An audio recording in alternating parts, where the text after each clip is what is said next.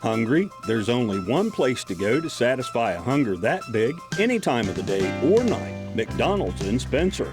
Choose from the famous Big Mac, Quarter Pounder with cheese, add fries and sweet tea, and you've got a meal that can't be beat. Start your day off right with the best breakfast in town. McDonald's in Spencer. Egg McMuffin, sausage, egg, and cheese biscuit, hot cakes, sausage burrito, add a cup of premium coffee and a hash brown. Great prices every day. McDonald's in Spencer. I'm loving it, and so will you.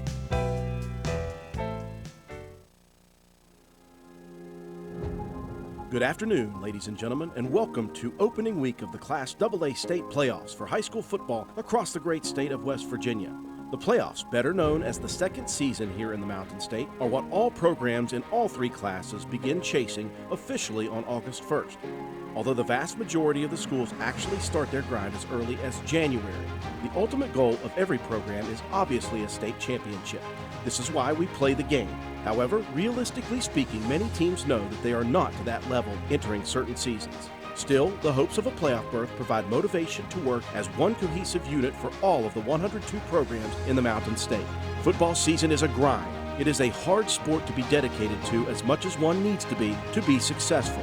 Even if a team is bought in and worked hard, this is no guarantee of success. Football is taxing, both mentally and physically. It can wear even the strongest down. Football is not a contact sport, it is a collision sport. And during the course of a season, even the most favored teams can see a season derailed by a few injuries. Yes, football is hard, but the hard is what makes this sport so great. So to all of the players on all of the 102 teams, you have our highest respect. But this is still sports, and in sports there are winners and there are losers. There are teams who have navigated the regular season successfully enough to earn a shot at the ultimate goal, and there are many others who have hung up the gear until 2023. 54 teams are done for the season, leaving the final 48, 16 in each class, to engage in combat on the gridiron for one more guaranteed week. Surely across the state, there will be favorites and there will be underdogs in this first round, but no one gets here without having earned it. And each year, it seems, there are always underdogs that shock the state. All 48 teams in the playoffs had better elevate their intensity and their execution from here on out, lest they be one that gets picked off early. When it comes to high school football at Roane County High School, the word favorite has seldom, if ever, been used to describe a Raider team entering the Class AA playoffs. In fact, the Raiders have only hosted one playoff game in the school's history, and that came against Oak Glen in 2011 with the Raiders an 8 seed and the Golden Bears a 9 seed. Hardly what could be considered a heavy favorite. But that was then, and this is now.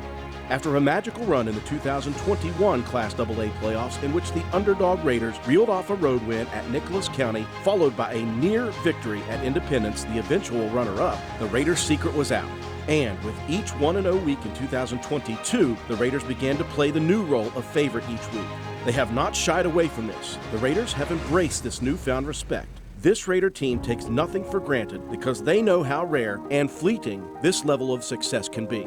Yes, physically, Roane County is built as a powerhouse team in Class AA. More importantly, though, is their mental toughness, their unselfishness, the ability to stay humble and hungry throughout each and every Friday night. The Raiders will need all of this and more if they are to successfully navigate round one of the 2022 playoffs. There is no reason to look ahead because there is no second round without taking care of business today. The project on the docket today comes in the form of the Red Riders of Weir High School. The Red Riders come into today's contest at 7-3, ranked 14th in the state, a number that many believe bears zero resemblance to their actual ability. The Red Riders are big up front, they are fast in the backfield, and they are aggressive defensively. More than that, they have the attitude of the underdog, heading into the favorite's backyard, and rest assured, they will be looking for the upset. But this is Roane County's home. This is where we live. This is where we work. This is where we raise our families. This is where the Raider football team grinds. This is where they spill all of the blood and the sweat to prepare for a moment like the one on the horizon in 30 minutes. It's the Raiders versus the Red Riders. The Class AA state playoffs begin now. Roane County, say it with me. It's time to kick the tires and light the bonfires. It's time for Raider football, live from beautiful County Stadium on the campus of Roane County High School. Raider football is once again on the air. From Reedy to Walton, Newton to Spencer, and all points in between, we welcome you to WVRC 104.7 FM's coverage of your Roane County Raiders. Good afternoon, ladies and gentlemen. Welcome to this Saturday afternoon opening round playoff game in Class AA featuring your Roane County Raiders and the Weir Red Riders. Roane County, the number 3 seed, coming into today's contest, facing off against the number 14 Red Riders. Roane County undefeated on the regular season for the first time in school's history, 10-0. The Red Riders 7-3 coming in, winners of 3 straight, 4 of their last 5 coming into today's afternoon contest. It is a rainy and cold day. It was very bad last night for a lot of teams around the state of West Virginia, so we are no different than what happened last night. Hopefully the rain will not be too terrible. Right now, though, it is coming in sideways at County Stadium. Glad you could join us for this opening round playoff game. Andrew Miller alongside my partner John Penna. Matt White is our statistician. Katie Nutter on the camera. And Joe McDonald with A&M Digital Technologies is manning the scoreboard, the graphics, and the instant replays. John, we were hoping that the rain from Hurricane Nicole would hold off. It is still here in the forecast. It will be here throughout the better part of this football game, so both teams are going to have to deal with this sort of weather. I talked to Coach Burdett, and I mentioned immediately, I said ball security will be a big issue here in a first-round game. That's always a big deal, though. Yeah, a first-round game, not only that, but, playing in front of our home crowd. This has been a big deal for the last couple weeks. This has been building for Roane County. But, yeah, controlling the football against a team in Weir that has size and has athletes everywhere along the board.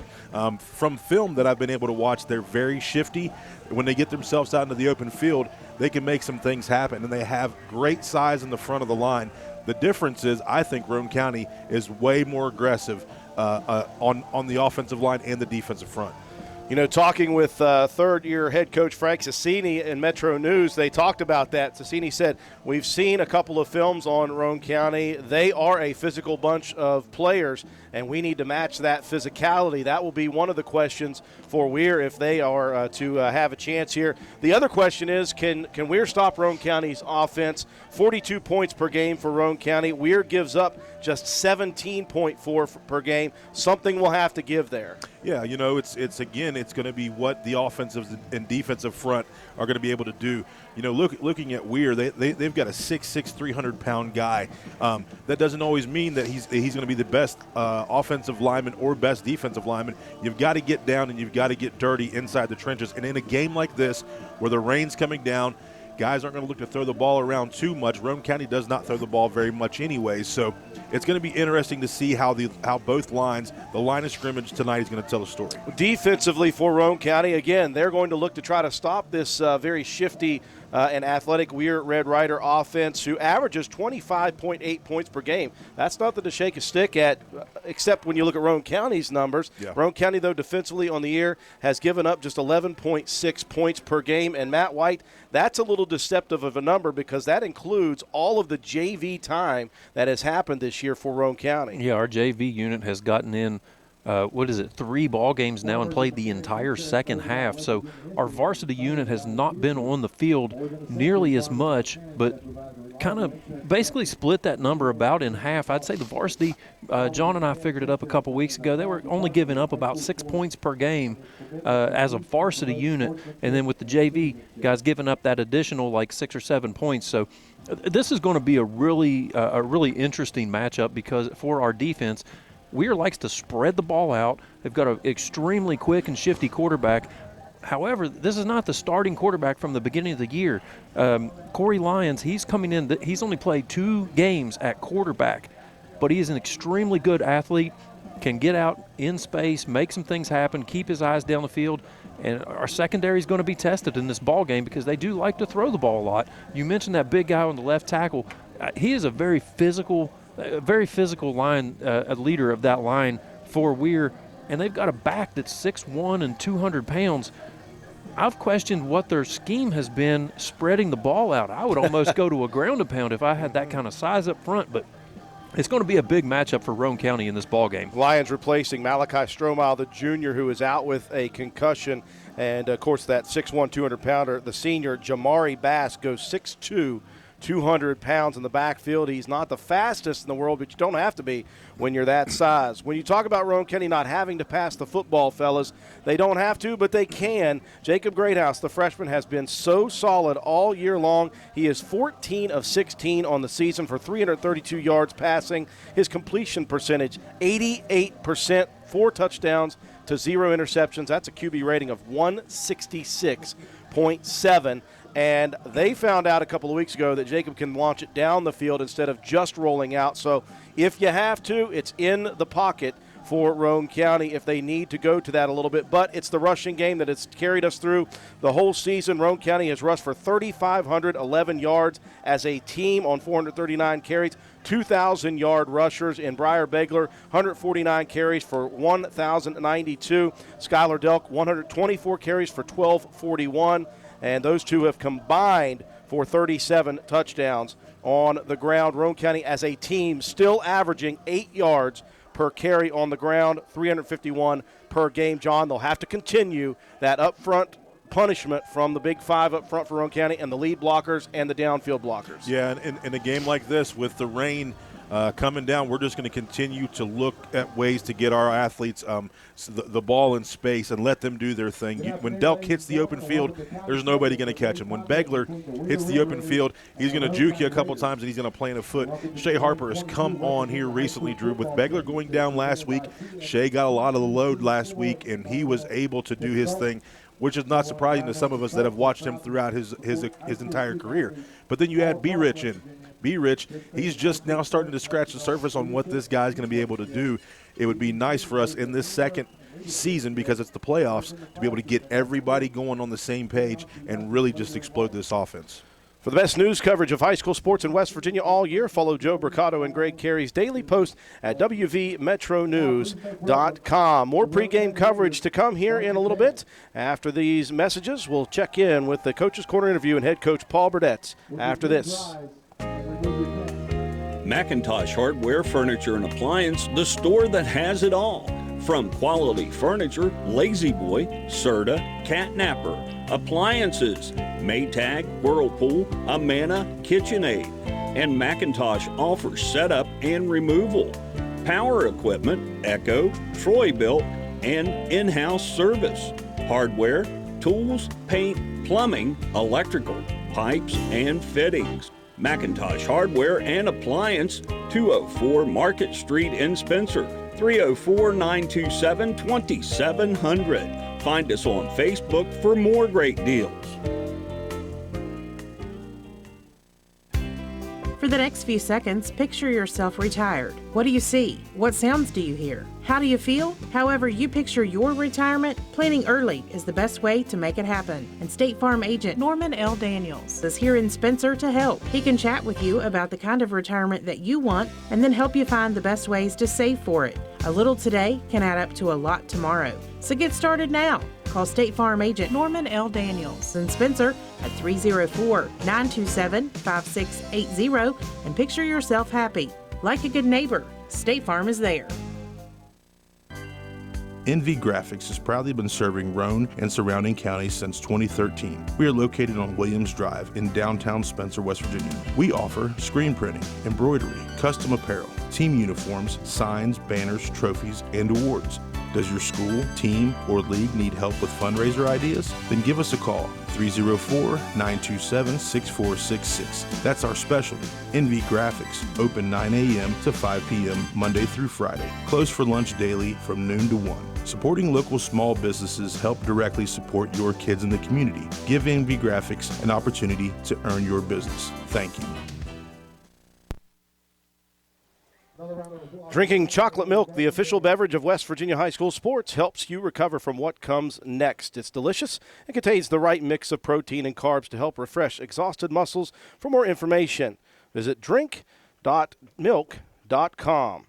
Farmers and Mechanics Insurance knows about West Virginia's history and is excited about its future. For more than a century, Farmers and Mechanics have provided reliable insurance protection to the people in communities across the state. Farmers and Mechanics Insurance companies are proud to partner with the high school sports and its commitment to teach and promote sportsmanship and citizenship. We are live here at County Stadium.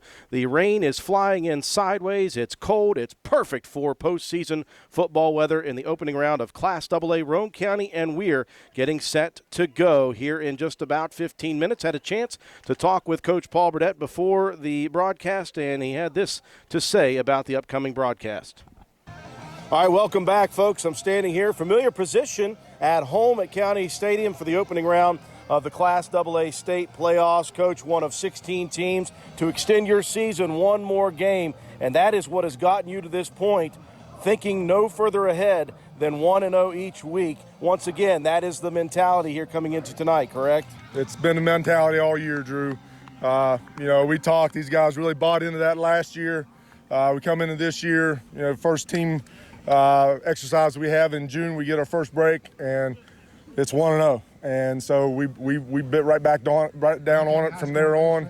And, it's been that way all along, and these guys live by that. How important is it, and I asked you this a couple times this week, but I want to do it again here today, how important was it to have a lot of these guys back this year into the postseason who went through the fire last year against Nicholas and Independence both on the road? I think it's huge, Drew. I think having that experience and understanding how to play in these type games is a big deal. And, these guys have been able to portray that all year long. Obviously, the weather isn't what we had hoped it would be. Now, it's not raining too hard, but again, it's going to be a cool day here today. It's going to be up in the low 50s, we hear. Hopefully the rain comes through. But again, we're on a turf field, so footing won't be an issue. It's just ball security on both teams might be a big factor here today. Yeah, we've played all year long, and the weather really hasn't been a factor. Then you get to the first round of playoffs, and everybody's dealt with it so far this week other than the guys that played on Thursday. So, it goes both ways. And, so we're just going to have to, we talk about adversity all the time. It's just a piece of adversity, and you got to face it, and you got to go on and work through it, and that's what we're going to do. X's and O's wise, obviously defensively, Weir will bring the heat. That's exploitable, obviously, if you can get hats on hats. And offensively, as you mentioned, they like to spread things out a little bit and utilize their athleticism. Yeah, I think they're a good football team, Drew. They're big up front. I feel like that, their athletes in space is a big deal for them, and we got to take care of that. They got to take care of our athletes. And, I think it's going to be a good ball game. Coach, we're into the first week of the postseason, and so far, so good as far as health is concerned. You got Beggs a little dinged up last week. How is the health of your team, including him? Well, we're all here. It's a big deal. Beggs is here. Beggs is going to play. He tweaked the knee a little bit. He's worked really hard in rehab this week, and hats off to Jeff Tanner for taking him under his wing up there at the hospital and working him hard. He came out here Thursday evening and just worked the legs off of him. And, I think it made Briar feel a little bit better about everything. And he's got a brand new brace on. And so he feels good. Everybody else is good. We had some sickness this week, but everybody's healed up and healthy. And we're ready to play ball here at 1:30. Well, we're excited for you, Coach. Another opportunity, just another week to go 1-0. We wish you the best of luck. Thanks, Drew. We appreciate it. Head Coach Paul Burdett. Folks, more pregame coverage coming up now. And we welcome you back to County Stadium. Chick-fil-A and its 18 West Virginia owner-operated restaurants salute the more than 86,000 boys and girls that participate in scholastic sports in our state. Chick-fil-A recognizes that participation in high school sports helps to develop leadership and teamwork skills that prepare each participant for life. The same values that Chick-fil-A in your community shares. Chick-fil-A, proud to support West Virginia high school sports. It's good to have options when choosing a health coverage for yourself and for your family or for your employees, and you've got options with the health plan. Known for exceptional service and support with a nationwide network of physician flexible coverage options you can count on and competitive rates you'll appreciate. The health plan, plan on it. Learn more at healthplan.org. We are just moments away from the opening kick, and we are going to be off and on with the rain here. It's about 50 degrees plus. It was supposed to be cold. We knew that. We thought that the rain would be out of here by last night, but it will be here until right about the closing of the game. And it's been flying down in sheets. It's been coming down sideways with a little bit of wind. So the elements are not the perfect elements for either team here tonight, John. But, again, you both have to deal with the elements. The question is who can deal with them a little bit better. Yeah, ball security tonight, Drew, is going to be a big, big deal here. It's just going to be hold on to the football, continue to keep two arms around it until you get past the linebackers and into the secondary. But you have to be very smart and cautious about what you're doing. The passing game is going to be one of those things that it could be a little bit iffy. Wind is blowing. It's going to be a little bit wet. And Weir likes to throw the ball around a lot more than what Roane County does. So it's going to be interesting to see how they switch that offense up. Well, the Raider defense has been able to play assignment football throughout the season, and they face some very good quarterbacks, some very good running backs, but you're going to have some very athletic players in the backfield for Weir. Talking about the third start for Corey Lyons, who's naturally a running back. He is in at quarterback because Malachi Strohmile is out, and so that adds another wrinkle of shiftiness in the backfield. We've seen some film on him, John, where he likes to get it out and he likes to scramble a little bit and make defenses struggle when he can, and then you've got other options as well. So I think for Roane County, diagnosing the main part of the offense right away is important, but you really can't diagnose somebody who can scramble like Lyons can. Yeah, and we have not seen that much. You think back to Ripley. Ripley's quarterback was able to run around a little bit. You know, he was dealing with a bum wheel, though. So Roane County has not seen a quarterback that's as shifty in the open field as what the quarterback will be here tonight for Weir. Both teams are in the locker room getting their final instructions from the coaches for Roane County. Coach Paul Burdett in year number 12. His overall record is 65-55, including 10 straight in the regular season this year. This is his sixth playoff appearance, 2011, 12, 13. Once again in 2016, last year, the big run for Roane County, and this year. Frank Sassini, the third-year head coach, just 11-15, but he took over a Weir program that had fallen a little bit at the end of Coach Tony Filberto's time, and already in year three, he has them at 7-3 and back in the playoffs, and this is the first one for head coach Frank Sassini, and so this could be a very interesting matchup in many, many forms here today. While we have a moment, let's take a look at the starting lineups for both programs. First off, let's take a look at the offense of the Red Riders for Weir High School. Yeah, we talked about the big physical front. The left tackle, 6'6", 300-pound senior Cameron Jones. The left guard, 5'11", 250-pound junior Anthony Zorbini. And the center, 5'10", 225-pound sophomore John Davis. The right guard, 6'1", 200-pound junior Elias Pugh.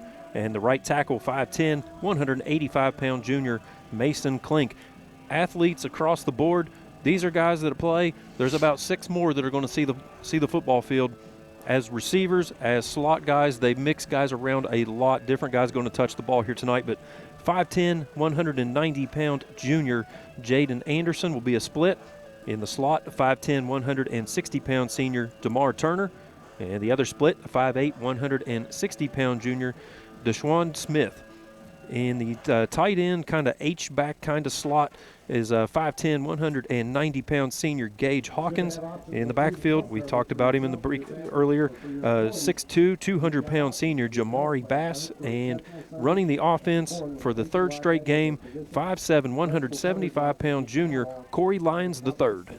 Looking to try to stop or slow down that Weir Red Rider offense. The front four for the Raiders have been so good throughout this season. The defensive ends, a pair of seniors, Ori May, the 6', 170-pounder, and Matthew Schaefer, 6'1", 200 pounds. In the middle, the defensive tackles, Jacob Bunner, the junior, with 6 sacks on the season, 6'2", 285 pounds. Right behind him with 5 sacks is the senior Christian Jarvis, 6'1", 225 pounds. Linebackers for Roane County on the inside.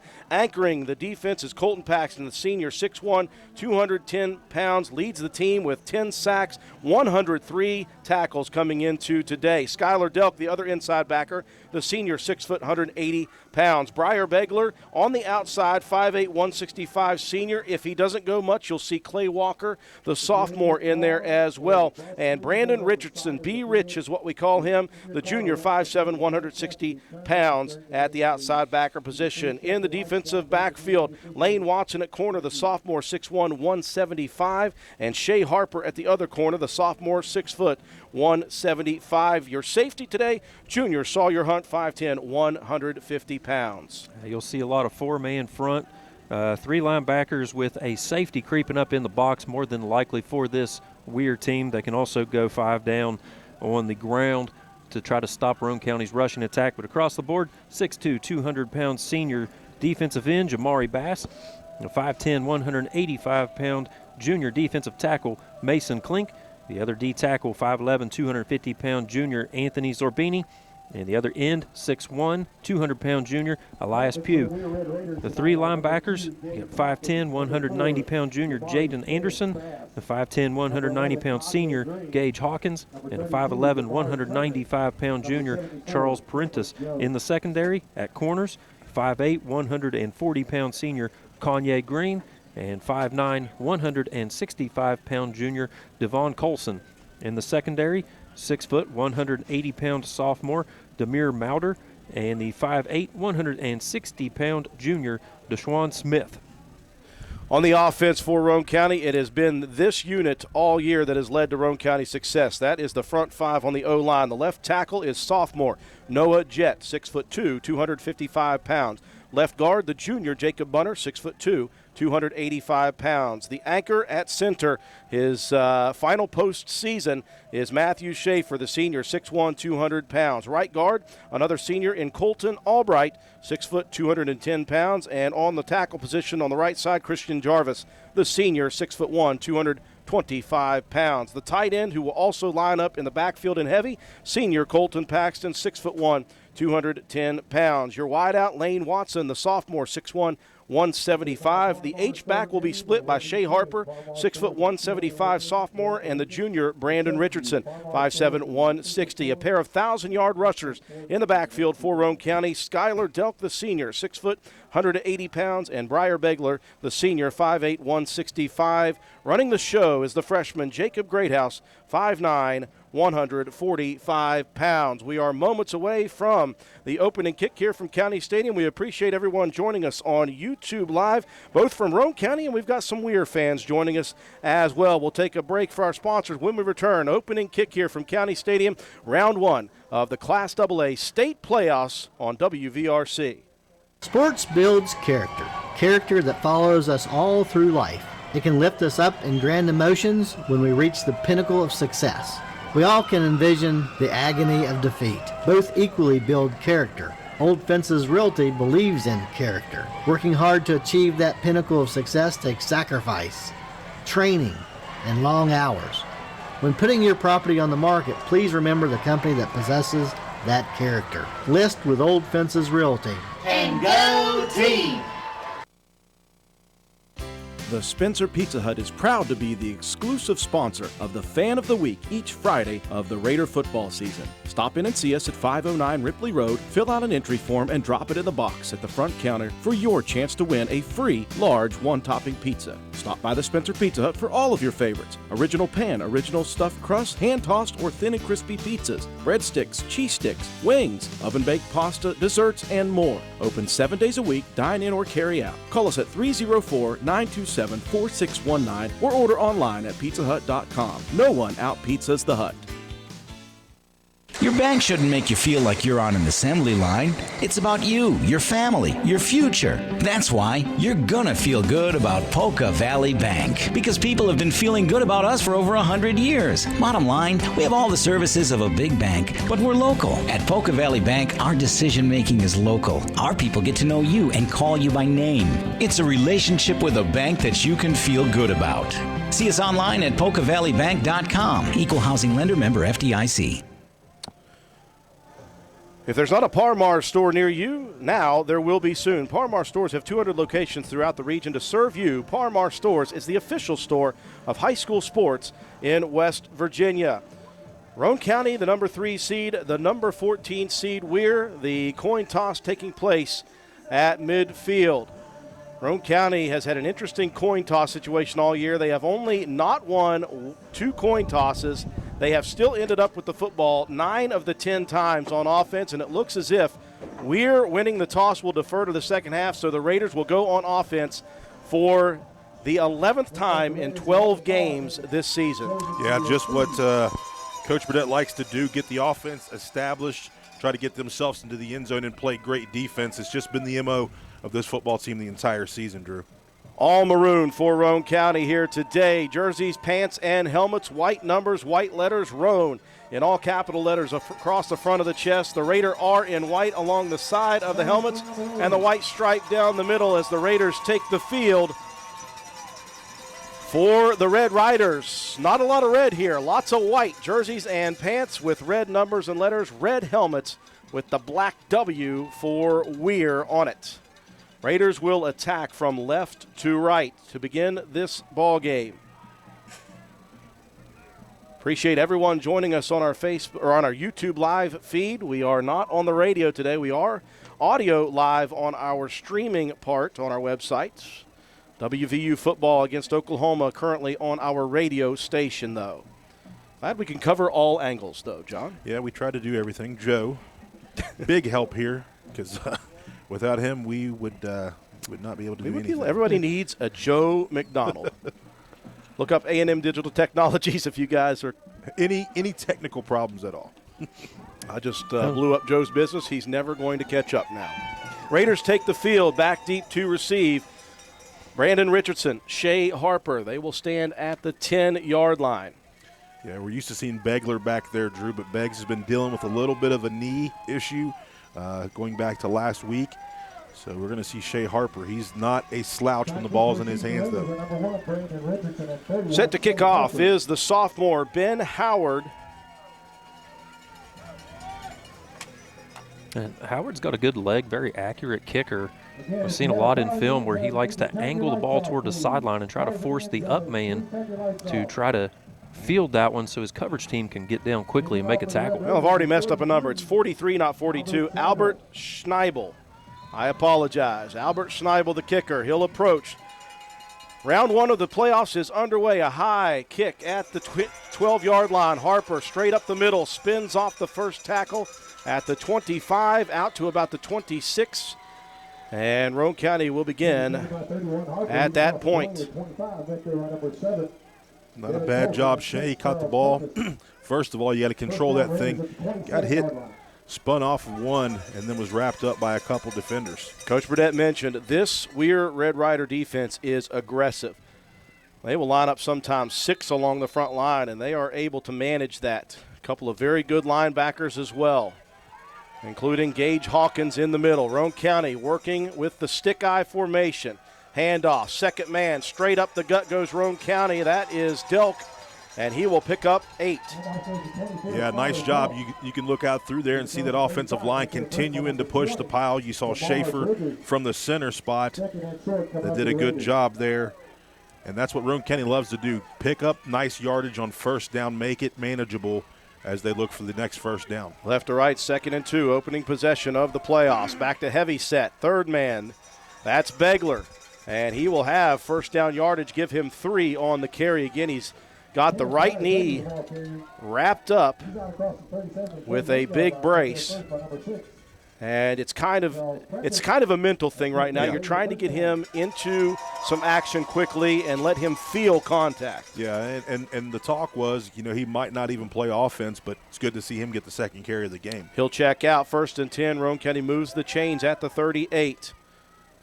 Heavy package leaning to the left. Greathouse will reset. He'll hand it off Delk. There's whistles. There are flags. We'll see what the call is going to be. I wonder if with Greathouse resetting, if Roane County may have jumped. That will be the call. Back Roane County up 5. 11-minute mark, first quarter, no score.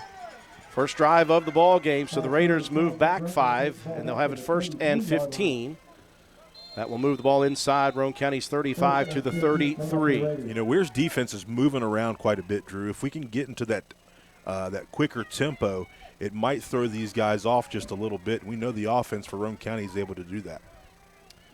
Raiders will pack it in with the stick-eye formation. Second man is Delk into the pile. He'll pick up a couple, no more. Just past the 35 to the 36.5. Brings up 2nd and long. Yeah, this is going to be the kind of game that it's probably going to be throughout, Drew, just to continuously ground and pound.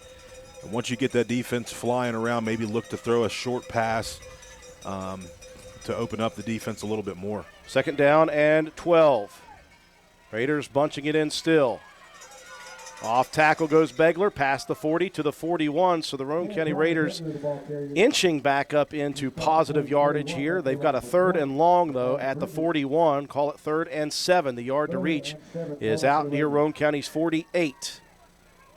9:54 counting here in quarter number 1. No score opening possession. Number 3, Roane County. Number 14, Weir. Receiver split to the near side. Here is the counter play, and that did not work. The Red Riders pinning their ears back, and Roane County halted at the 42-yard line. Yeah, Mason Klink there, 58, shot a gap and met the running back in the hole, and Roane County with a 4th down here. Confidence early from Coach Paul Burdette. He's going to go for it in his own territory.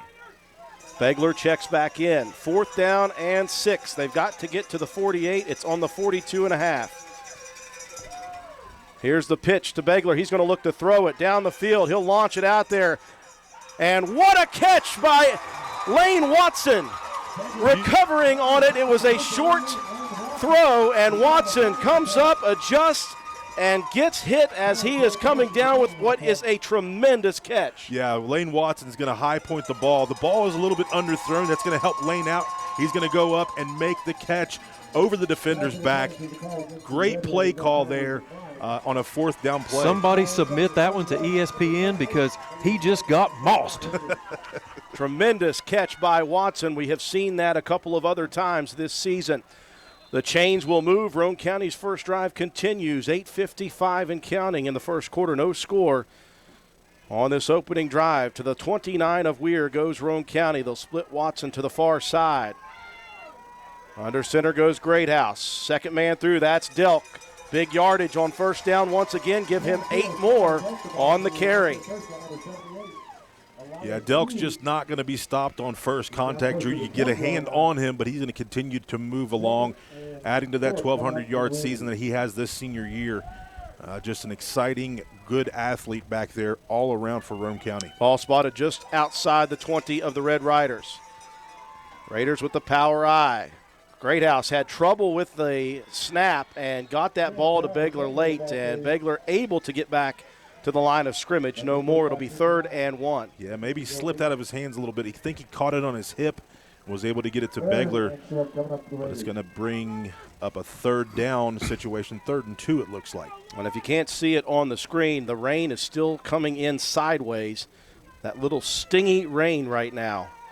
And cold, makes the hands cold. And it is not going anywhere until about 4 o'clock this afternoon. So, yeah, hanging around just long enough to annoy everybody here.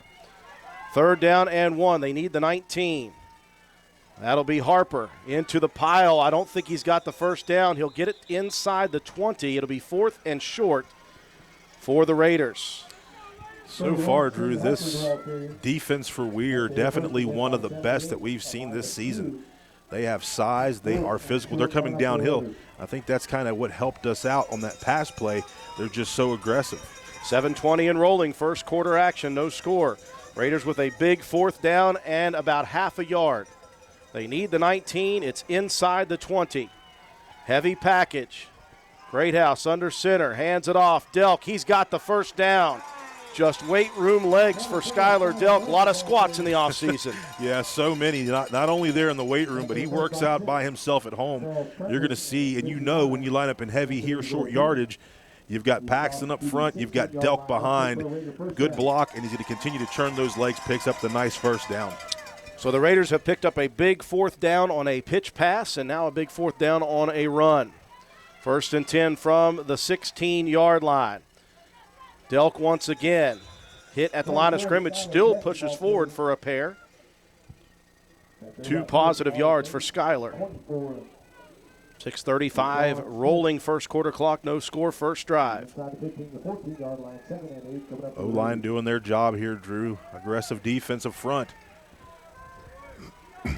Back to traditional I. You've got Paxton as a wing on the near side. Pitch to the near side. That's Harper, cuts it back. Fights towards the 10-yard line. He'll be shy of the 10. Where will they call him out? Looks at the 12-yard line. It'll bring up third and mid-range. They can reach a first down at about the 6-yard line. Yeah, that play developed a little slow, Drew, and Harper trying to set his blocks up, and backside pursuit is going to be able to bring him down. So another third down here on this drive. This drive over 6 minutes long, 5:50 and rolling here in quarter number 1. Third down and 6. Handoff. That's Begler. Begler breaks free to the 5 at the end zone. Pulls the ball over the goal line, and Roane County strikes.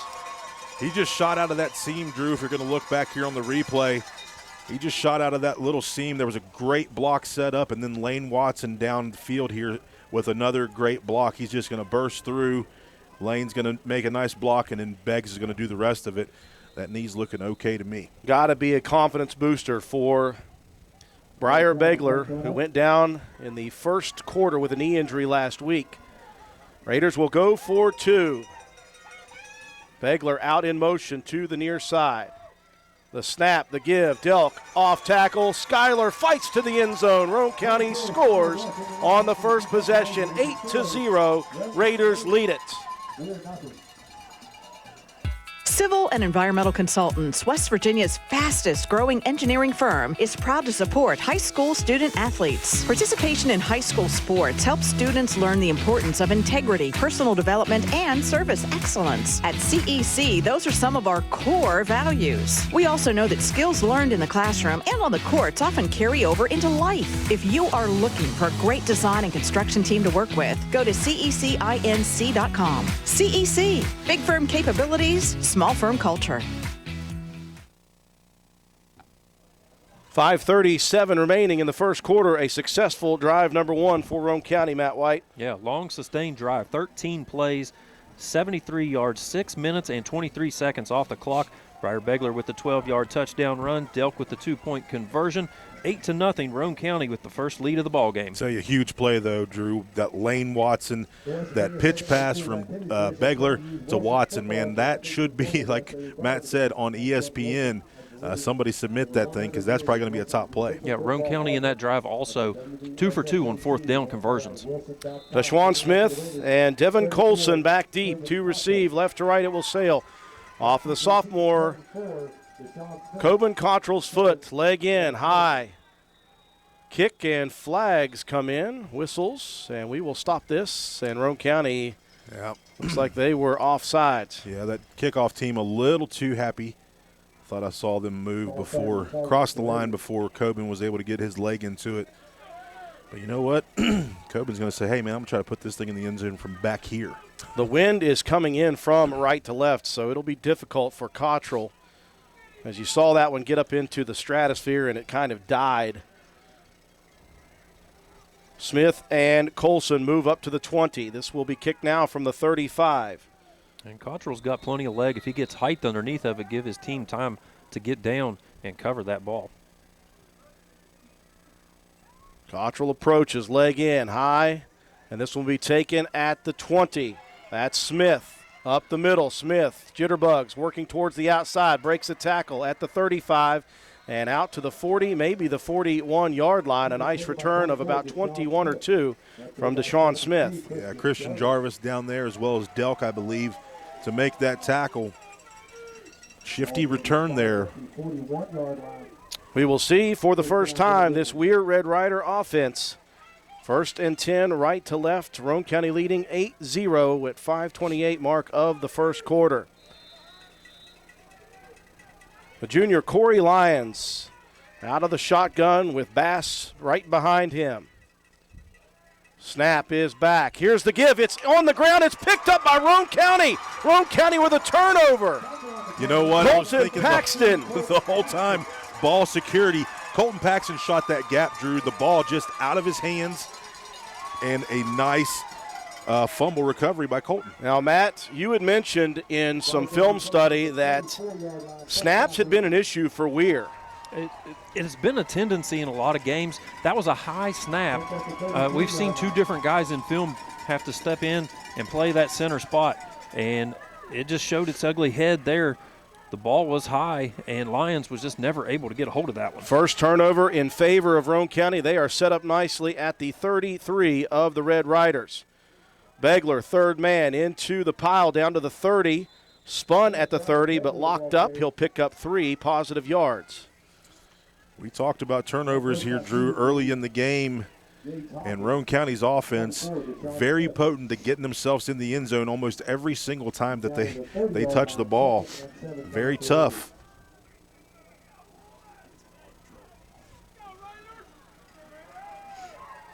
So second down and 3.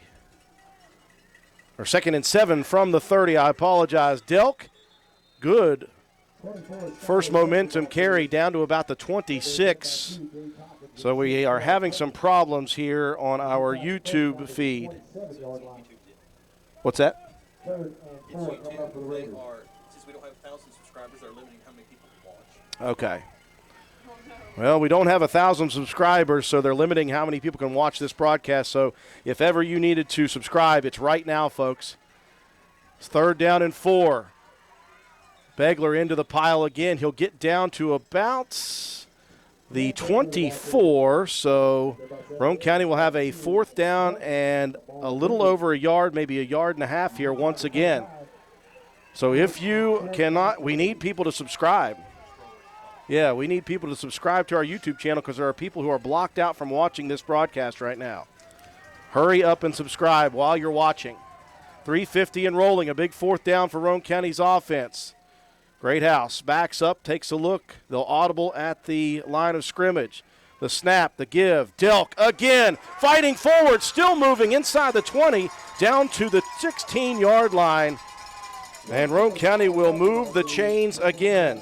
Yeah, he's just not going to be denied here, Drew. He's just going to continue to churn his legs. He's put too much time into this program, into his body. Skylar Delk is one of the greatest to play here at Roane County. 8-0 Roane County. They're on the move as the rain continues to fly into their face. It is coming in almost sideways from right to left, and Roane County is attacking left to right. First and 10 from the 16. Raiders sticking heavy. There's Begler to the outside. He's got a lot of room to run. One man to beat. He'll cut it back against the grain. Fights to the end zone. Begler again. And I think, John, that was because the knee. Yeah. He didn't think he could get it to the edge, so he cuts back on the left knee, which is good, and ends up in the end zone. Well, Begler, knowing him, he likes that little bit of contact. So he's going to plant his foot here. He's going to cut back and hit and continue to spin his way into the end zone. Roane County right now cooking with 3:06 left here to go in the first quarter. Off of the turnover on the first play offensively for Weir, Roane County strikes. They will go for 2.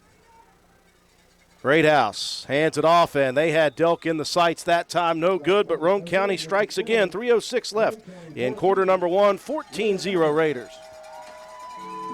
Primary care is like a bridge, moving you from one side where you need vaccinations, screenings, and medical advice to the other where you receive essential care to remain healthy and active.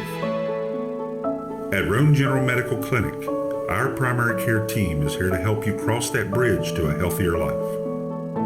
Roane General Medical Clinic. Our providers are now accepting patients and offer care you can trust close to home.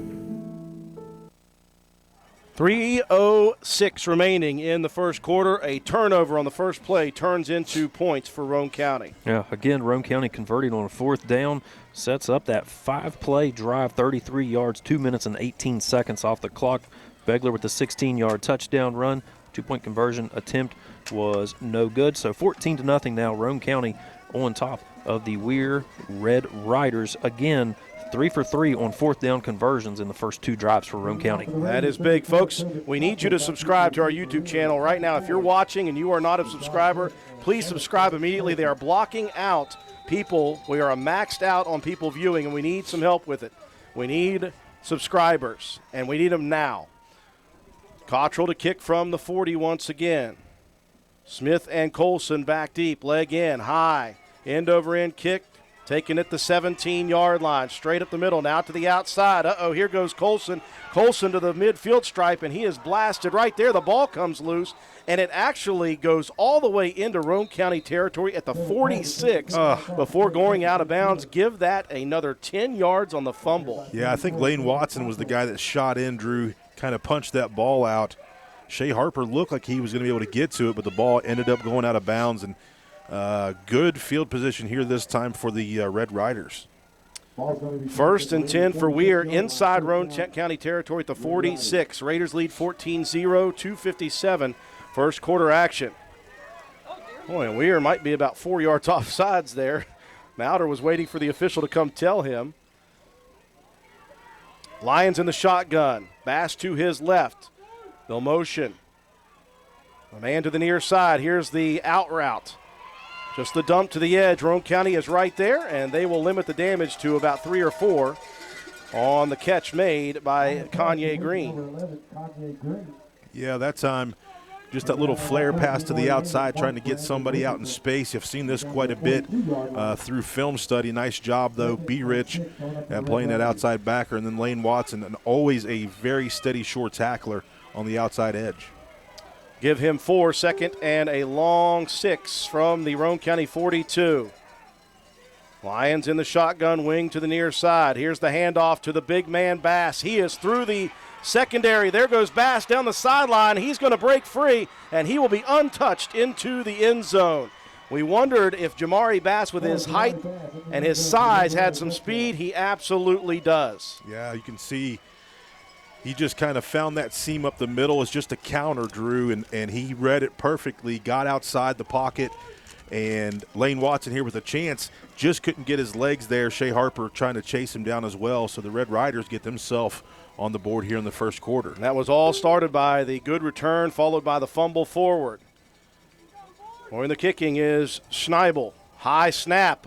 And that ball is going to go through anyway. That was actually Howard, and that was dangerous and looked like it wasn't going to happen, but Howard did a good job, and he'll finish it off. Roane County leads 14-7. We're still in the first quarter. Primary care is like a bridge, moving you from one side where you need vaccinations, screenings, and medical advice to the other where you receive essential care to remain healthy and active. At Roane General Medical Clinic, our primary care team is here to help you cross that bridge to a healthier life. Roane General Medical Clinic, our providers are now accepting patients and offer care you can trust close to home. The West Virginia Secondary Schools Activities Commission is proud to use Wilson footballs for athletes to perform their best. They require the best, and that's what Wilson has delivered for over 100 years. Wilson is the official football partner of the WVSSAC. Learn more at wilson.com. Matt White's a good return and a quick score for the Red Riders. Yeah, I was waiting on you to go Tom Hanks and Castaway there with Wilson. But 2 plays, 46 yards, 55 seconds off the clock. Jamari Bass, 42-yard touchdown run. Extra point kick was good. 14-7 now. Roane County still on top. Folks, we need subscribers on our YouTube channel. People are being blocked out. Schneibel, he'll loft this one high into the sky. That's Lane Watson taking it at the 27-yard line. Off to the side he goes, still fighting forward. He'll pick up to the 40. And Watson using his strength to give Roane County great field position. Yeah, that time Lane did a good job. They kicked that ball high, hoping to get their return team down there, or their kick team down there to make a stop. We want to remind people that you can subscribe for free to our YouTube channel. It doesn't cost you anything. We just need subscriptions because people are being blacked out. They're being blocked out of watching this broadcast because we don't have enough. 1st and 10, Roane County leading by a score. Quick hitter to Delk, and he'll pick up a pair of yards. So how important was that first turnover for Roane County's defense, scoring to get the lead? 14-7 Raiders. Yeah, this time Roane County lined up in the wing position. They just took the handoff right up the gut. 2nd and 7, ball resting just at the 43 of Roane County. Split back formation. Wing to the near side is Harper. He'll go in motion behind. They'll hand it off Begler. Off tackle And the Red Riders have him locked up. Maybe a half a yard, but maybe not. Bring up 3rd and long for Roane County's offense. Yeah, you like to bring that motion guy around behind to kind of get the eyes of the linebacker moving, but that time the defensive line able to make the stop at about the line of scrimmage. Nearing the 1 minute mark, first quarter and counting. It's 14-7 Roane County, 3rd and long. Greathouse sends a motion man, quick hitter. That's Delk off tackle, and he is all the way out to midfield, just shy of the first down. Another 4th down, and 1 coming for Roane County.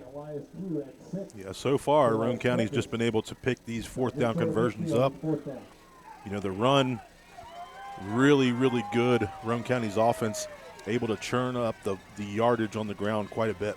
Roane County just needs to be stout up front once again. They need 1 yard. They need to cross the 50. It's just past the 49 of Roane County now. They'll go heavy. Greathouse hands it off. That's Delk. He's got the first down and more. Bounces it near side to the 40. Cuts it back to the 35, to the 30, to the 25, to the 24-yard line goes Skylar Delk. He needed 1, got many more. Move the chains once again on a 4th down, Drew. Beautiful play set up right here. Paxton's going to lead the way. Delk just going to continue to move his body. Look at that big block by Lane Watson downfield. Christian Jarvis getting down there as well. Now Roane County cooking inside the 25. Pick up a 27 on the play. Final play of the first quarter. Roane County leading 14-7 on the move. As we come back for second quarter action, you're watching Roane County High School Raider football on WVRC. This is Cena McDonald. The election results are in, and I'm your newly elected Roane County Clerk. I'd like to start by thanking God for making this all possible. I'd like to thank the voters of Roane County and all of my family and friends who made this possible, especially my devoted husband. I'd name each of you individually, but I do not want to take a chance of missing someone. I just want you to know that the hard work you put in has not gone unnoticed. The next step will be Canvas Day on Monday, November 14th, which will make everything official. I look forward to serving Roane County as your next county clerk. Last and most certainly not least, I want to congratulate Charlie White on his retirement and thank him for his 24 years of service to Roane County. It's no secret that Charlie leaves big shoes to fill, but my goal is to make the office run as smooth as Charlie did. Again, thank you everyone for all of your support. As you can see, like my slogan says, every vote matters. Paid for by the candidate. The West Virginia Secondary Schools Activities Commission extends a special thank you to Field Turf, Suicide Prevention West Virginia, the Charleston Convention and Visitors Bureau, as well our participating and patron sponsors. Folks, we need your help. We are about 135 subscribers shy of opening up the broadcast to everyone. It is blocked out for many. We need about 135 more subscribers. Tell everybody you know it's free. Go to WVRC 104.7 FM and subscribe now so we can open up this broadcast to all who want to watch it. We appreciate your help. Second quarter, Roane County has moved the chains. They have it 1st and 10 right to left at the 24 of the Red Riders. The far hash is where it is marked. I formation, Paxton across in motion. They'll give it to Beggs, bounces to the edge.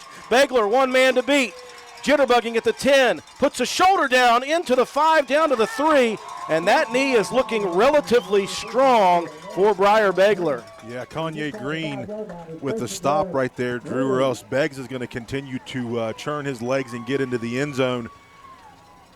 Weir has not seen a tandem of running backs like Roane County has, and it's showing here in the first half. First play of the second quarter, the clock will move. 14-7 Roane County Raiders.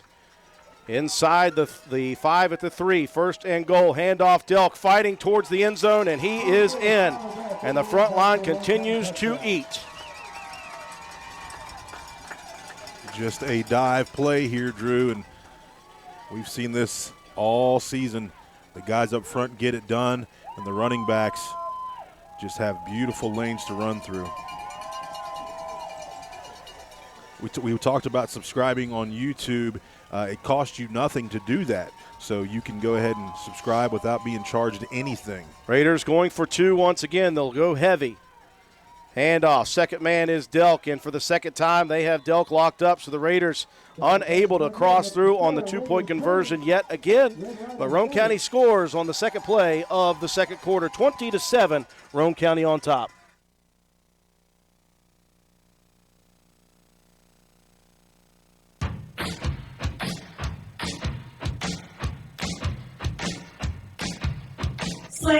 Auto, you're so fine, you blow my mind. Slate Auto and Transmission. Slate Auto, you're so fine, you blow my mind. Slate Auto and Transmission. Visit Slate Auto and Transmission, located at 302 Slate Road, Spencer, for all of your car care needs. We offer a wide range of services, including transmission work, new tires and alignments with brands like Mastercraft, Cooper, and Goodyear, regular and modified state inspections, major and minor vehicle repairs. We also have ASE certified mechanics. We appreciate every one of our customers. Call us today at 304-927-2250 to schedule your next appointment. We are open Monday through Friday. Slate Auto and Transmission, quality repairs by people who care. 11:31 remaining, second quarter action. Matt White, Roane County strikes again. Yeah, coming up with big plays at big opportunities. Another fourth down conversion on that one. 6 plays, 60 yards, 2 minutes and 40 seconds off the clock. Skylar Delk with a 3-yard touchdown run. 2-point conversion attempt was no good. 20-7, Raiders on top. Smith and Colson back deep to receive. Kicking with the win now is Cottrell, and that one hits off of the shoulder of Smith, and he is back at the 7-yard line. Let's see if Roane County can stop him. He'll get back to the 20 and out to the 22, and that's a best-case scenario for the Red Riders because Colson let that hit off his shoulder pad, went and retrieved it at the 1-yard line. The Raiders a bit over-pursuing. That happens when that takes place. Yeah, when everybody kind of closes in, you kind of get out of your lanes, and that time Colson able just to make some moves and get himself out past the 20. Colton Albright in there on the tackle. Folks, we need just 49 more subscribers. Note, do we have it? Note, we need 25 more subscribers on YouTube. Please hurry and subscribe. 1st and 10 at the 23 for the Red Riders. Lions out of the shotgun. Quick hitter to the outside edge. They've got the target, and that is Green, Kanye Green with a nice catch. That's near the first down mark at the 32-yard line, a yard shy. Yeah, just that little hook pattern there, Drew. Green's able to get the ball in his hands. Nice breakdown that time by Sawyer Hunt, but he wasn't able to make the tackle, and then B. Rich cleaned that up. Raiders up 20-7. Red Riders struck quickly, though, on their last possession. Lions in the shotgun, Bass right behind him. This will be a handoff to Bass. Don't want to get that guy's legs churning. And B-Rich gets low and trips him up, but not before the 6'2 frame falls forward for big yardage and the first down. Yeah, B-Rich. See Christian Jarvis with a little bit gimpy coming off the field. He got a little stomach issue, it looks like. Noah Jett will check in, the sophomore. And first down and 10 for the Red Riders at the 38 of Weir. Right to left, or left to right, sorry, they go. 10-15 and rolling, 20-7, Roane County. Pair receivers far side, one to the near side. There's the handoff to the outside. Smith wrapped up and dropped. A combination of Bunner and Begler in the backfield. Yeah, Jacob Bunner winning up front, Drew. He's clearing the backfield, and then Begler helps clean that thing up. It was just a pitch play, and that thing was slow developing, and against the defense of the Raiders, you cannot develop any play slowly because our guys are going to be in the backfield. Loss of a pair of yards down to the 36, 2nd and 12. Receiver near side, double wings. Lions with Bass to his left in the shotgun. Now he'll move Bass to the right. The snap. Keeper for Lions off tackle, nowhere to go, cuts it against the grain, finds nothing more than maroon jerseys there as well. Yep, you saw Delk and Beggs combine there for a nice tackle. Looks like Lions is getting up a little gingerly as well, Drew, but he's going to read his play off. It's a big third down play here coming up for Weir. Well, the Red Riders already down their starting quarterback, Malachi Strohmile. 3rd and 11, big defensive set here for Roane County. 3 receivers near side, 1 to the far. Snap to Lions, fakes to give, dumps it over the middle, got his man. The catch is made. It'll be short of the first down at about the 46. And that is into the gloves of Demir Mauder, the 6-foot sophomore. And it will be decision time for Coach Frank Sassini. And it looks as if he is going to bring on the punt team. I would caution against this being a punt. Well, always in this situation. Roane County will send B. Rich and Harper back deep. They'll stand at the 20 and 26 respectively. The snap is away. It will be a punt. This is beautiful. Spiraling punt, lands at the 15, takes a Weir bounce to the 10, down to the 5, down to the 4, and that's where it will be spotted. What a punt by Jaden Anderson, the lefty. Yeah, field position played a big part in that decision, Drew. Looks like Christian Jarvis is going to be back out here on offense, which is a great sign. Now Roane County, their backs against the wall, but this offense continues to be very impressive. They've not been stopped here today. Folks, we have reached our 1,000 subscriber mark. Let's hope that did the trick and opened up the viewing to everybody. We'll take more, though. Keep subscribing. Let's go for 2,000. Let's go for 2,000 here in this game. First and 10, Raiders right to left at their own 4-yard line. Ball security is important here with Roane County leading 20-7. 8:08 mark, first half. Quick hitter off tackle. Just looking for some room, and look at Delk move. Out past the 10 to the 12-yard line. Another 8-yard gain on first down for Schuyler. Yeah, just hard-nosed football, Drew, and that's what we enjoy here at Roane County. That offensive line, Eaton, and our running backs continue to punish the defense. Second down and 2 at the 12. And Roane County moving. That will not help the cause. The guard on Roane County's right side jumping, and back Roane County up 5. That is not going to help. It'll bring up second down and 7, and that will move Roane County back down to the 7. Yeah, Roane County with a mistake there, but you know what? This team is built of leaders, and they're going to shake that off. Let's hope. Heavy package for Roane County. Third man is Beggs to the outside, but he is ripped down before he gets there. And that is a quick move by Charles Prentice, the 195-pound linebacker. And Roane County goes nowhere. It'll be third down and 7. Yeah, Prentice right there, Drew, with his 6th tackle of the game. Weir's defense has been on the field a lot. 7:15 and rolling in the first half. 20-7, but Roane County in a bit of a tough situation offensively.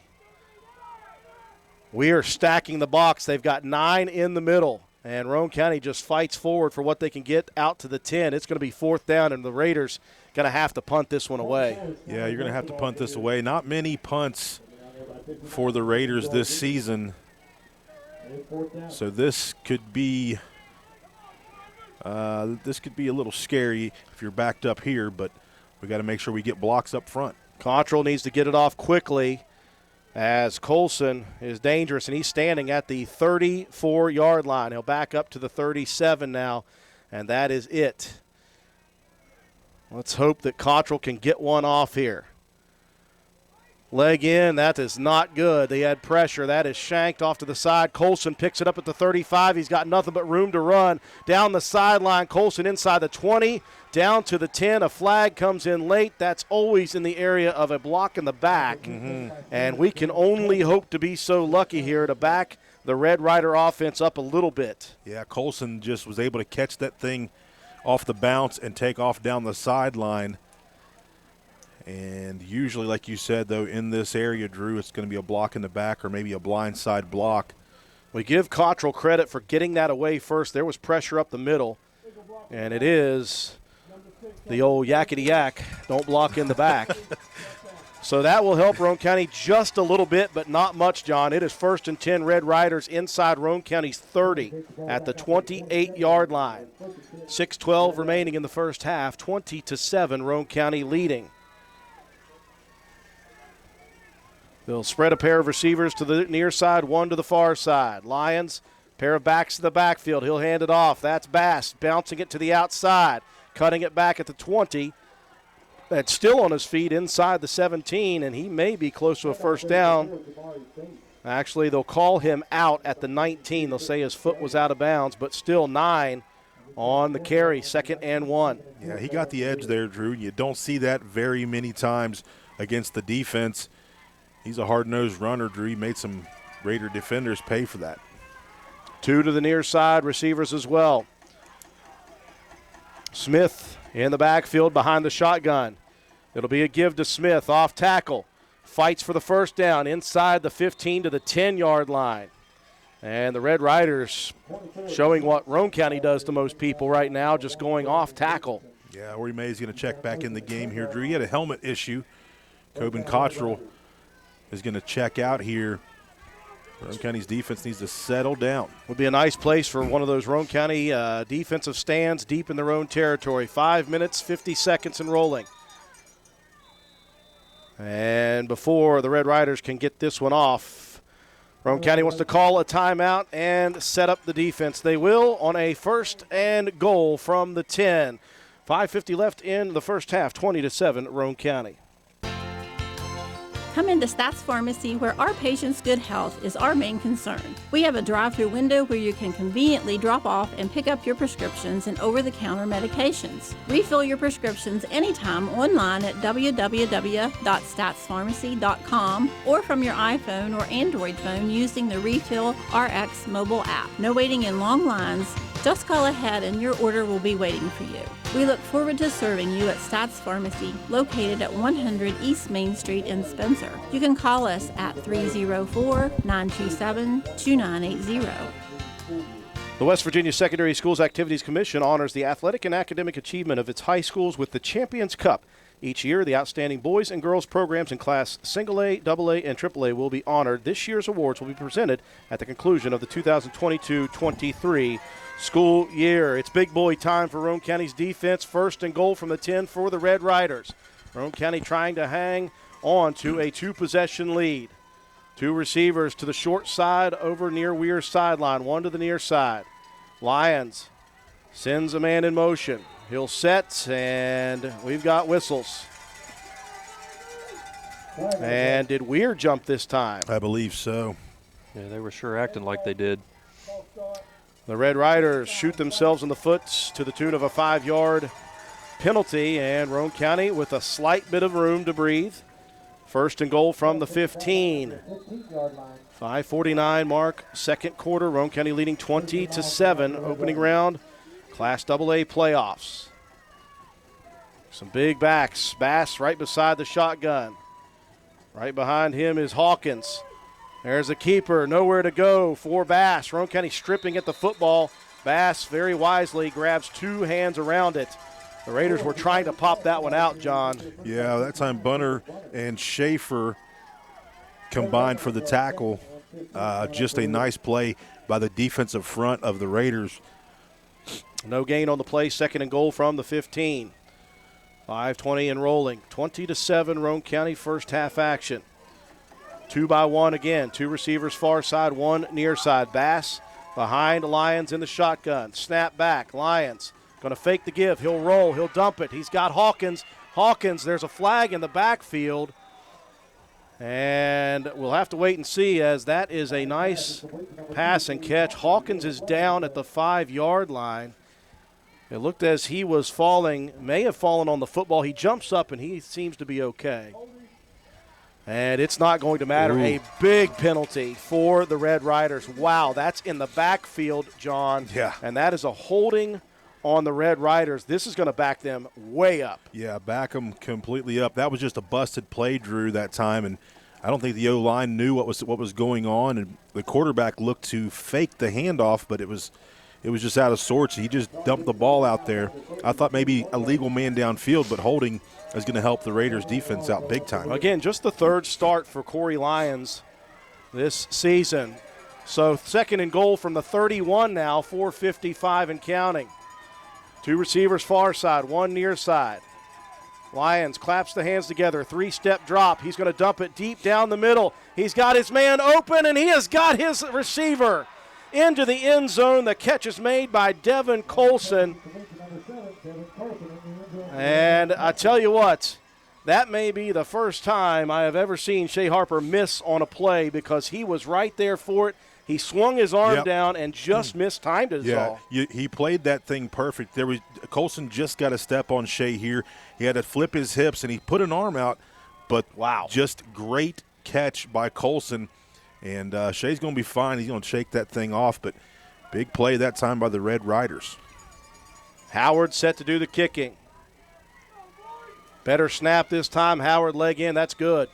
So Roane County unable to hold the Red Riders out after a 2nd and goal from the 31-yard line. And we are back to a one-possession ball game with 4:42 left. Willard C. Starchers has ATV parts and accessories. That's right, parts for your ATV. Brake pads and shoes, cable levers, brake cables, bearing kits, filters, batteries, and more. Why drive to dealers, waste gas, pay more when you can get ATV parts at Willard C. Starcher? Willard C. Starcher is located behind the Spencer Middle School. Parts, parts, and more parts. And don't forget the welding gas, welding propane, paint, and fire extinguishers.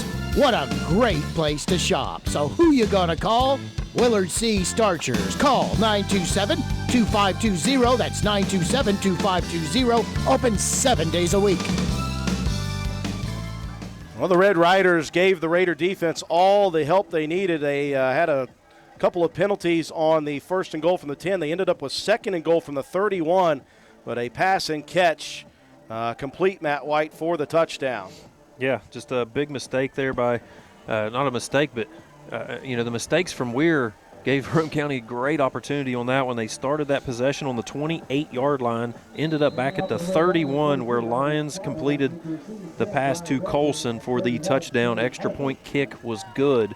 So, like you said, a one-possession ball game, 20-14 with 4:42 left here in the second. Snibel set to kick, high, shallow one. This one will drop at the 25 and picked up there by Harper. To the 30 goes Shea. There goes Shea to the 40. Here goes Shea Harper. One man to beat. Let's go. That's the way to get it back, Shea. Yes, sir. Very dangerous, Drew. The ball bounces, and you can see everybody kind of collapse in on the middle of that. And all it takes is one seam because there's nobody behind you. And Shea just makes them pay, baby. Take it to the house. It's a foot race here on the replay. And Shea Harper, the sophomore, does it again. Well, you know, John, as having coached him for many, many years, he is very hard on himself when he feels like he's let the team down. Yeah. He made a great play, just missed on the swat, but he was going to make up for that in some form or fashion. And how about that? Yeah, that's just Shea's mentality. As he's grown up and matured a little bit, Drew, he's not as hard on himself. He is a team guy, and looks like Roane County's running somebody on very late. They're going to have to hustle. 5 on the play clock, heavy. They'll go for 2. They've missed their last 2. This is Begler, and he is upended inside. Roane County cannot get into the end zone for the 2-point conversions. They're leaving points out there, but they lead by 12. Yet again, 31 left in the half. Erie Insurance says here's to the grown-ups who move, mortgage, mow, and still bust a move. But does your home insurance still fit? Erie helps you protect the home you've grown into, all at fair prices that are often less than the other guys. So how do you find the right coverage? Magic. Nope. Local independent agents who get to know you like this. Your Erie agent in Spencer is the Ashley Insurance Agency. Get a quote at 304-927-2175. Erie Insurance. Way to fight back for Shea Harper to help Roane County back to a 2-possession lead, Matt. Yeah, just 11 seconds off the clock for Shea Harper to go 75 yards on the kick return touchdown. 2-point conversion attempt. Again, no good for Roane County, but extending the lead back out 26-14 now, 4:31 left in the second. So the Raiders fighting back between the 1- and 2-possession lead. See if Cottrell can get a hold of this one with the wind at his back. Smith and Colson stand at the 10. This one will sail right to left off the leg of Coben Cottrell. 4:31 left in the first half of play. Cottrell approaches, leg in, high. End over end kick taken at the 14. That is Colson going to the outside. Here goes Colson. Colson cutting back at the midfield stripe. He is down the sideline. He is going to be out of bounds at the 25-yard line, but a breakdown in the kick coverage unit. That is a unit that's been so solid for the Raiders this year, and that will give Weir tremendous position once again. Yeah, that time everybody kind of collapsed towards the middle and left that outside open. You saw Coben Cottrell try to get there, got a hand on him, slowed him down just a little bit, and Delk able to push him out of bounds. But once again, good field position for the Red Riders here. Might want to stop kicking to Colson. He's got 112 yards on 3 kick returns. And the defense set up in a tough position for the third time. The Red Riders have scored on the previous 2 tremendous field position opportunities. 1st and 10 from Roane's 25. Handoff. Nope, that's a keeper to the outside. Lyons down the sideline. Lyons steps out of bounds. Otherwise, he is into the end zone. He'll pick up 12 in the first down. It'll be 1st and 10 from the 13 of Roane County. The Raiders' eyes not seeing things very well yet. Yeah, well, that's kind of we've not seen that this season, Drew. As we've, there's a quarterback fake, kind of that keeper deal, that read option. Let's see what's going on here. Officials calling a timeout. The sideline official had him out. The guy in the end zone just called what he was supposed to. And so now the officials are getting together. At the moment, it's 1st and 10 at the 13. As you see, Christian Jarvis, that emotional leader, trying to fire his guys up as they have taken it on the chin a couple of series here defensively. Yeah, he's just trying to lead these guys. We're going to see what the call is. They're going to give it a first down. Well, if the sideline official blew the whistle, then the play's dead. Yeah, it doesn't matter. You can't extend it any more than that. 4 minutes, 14 seconds left in the half, and the fireworks continue here in this second quarter. 26-14 Roane County. Trying to keep that 2-possession lead. Red Riders on the attack. Here's the handoff. Bass upended at the 10-yard line. Give him 3. 2nd down and 7. Yeah, Colton Paxton there just stayed home, made the play, Drew. Nice tackle down low on the 6'2", 200-pound senior running back. 2nd down and 7. Red Riders showing lots of confidence offensively right now as they have found chinks in Roane County's defensive armor. Shotgun for Lyons. The snap is back. Lyons holds onto it, now hands it off. Off tackle Smith spins down to the 5. He's about 2 yards shy of the first down. He'll bring up 3rd down and 2. B-Rich comes up from the safety spot. B-Rich was down on the sideline, Drew. Looks like he was, I don't know if he was nursing something, his hand or maybe something on his stomach, but he's back in there playing defense, and we need that guy out there. 3rd down and short, 2 to reach, the 3. Bass behind the shotgun of Lyons. Snap back, give Bass. He's got the first down, and then he is lit up by B-Rich, and Bass is still down. Boy, B-Rich with a nasty hit there. Bass has to be helped up off of the turf. I think he's going to stay in, though. That's a tough kid. Yeah, B-Rich packs a punch, Drew. He's about 150, 160 pounds, but he's low. They're going to mark that at the 3, John, so they're going to have to bring over the chains. I thought for sure he had it. I spoke too soon. So they will bring the chain crew across. You can see the defensive front, Drew. They've loaded up. They're bringing Sawyer Hunt out. They're loading up that box. If the Raiders do have an opportunity, which it looks like they do, here's a chance. Weir needs about 3 inches for a first down. Roane County could make a major stop here at 3:02 in the second quarter, leading 26-14. Remember, the Red Riders get possession to start the second half. Yeah, right here coming out, a very crucial play. You've got to watch the snap. Looks like they're going to go under center here. Imagine we've got a quarterback sneak here with Bass just going to be pushing.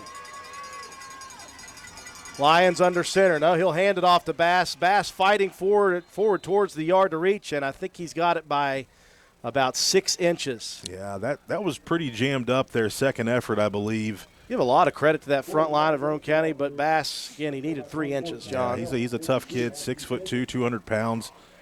Well, he could be 3 yards behind the play and just fall forward and get that. That's true. Clock will roll. 2:50 and rolling in the second quarter. Roane County leading, clinging to a 26-14 lead.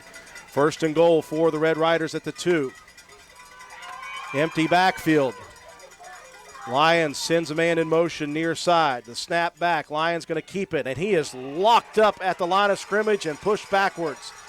Jarvis first contact. Yeah, Jarvis in there. You got Schaefer in there as well, Drew. The defensive front just blew the line up.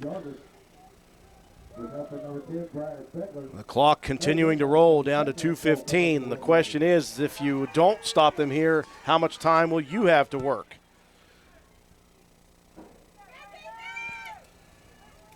Red Riders taking their time. They think that they want to put this in at the end of the quarter. Roane County's defense needs to be huge. Weir gets the ball to start the second half as well. 3 receivers bunched to the far side. Snap back, looking to throw. Lions, now he'll step up in the pocket, and he is untouched to the end zone. They spread it all out, John, and Lions had a free range run to the goal line. Yep, that was the MO. That was the plan here from the start, Drew. You can see 3 wide, 1 here on this side, and then you got to guard the back. Roane County shifts over and just allows the quarterback to walk in. The defense scratching their heads a little bit here. Howard set to do the kicking, 2 for his previous 2. And this is something that's not good for Roane County right now. The difference in extra points. This one, though, partially blocked. And that one no good. So Roane County clings to the 6-point advantage with 1:45 left in the half. Our house is a very, very, very fine house.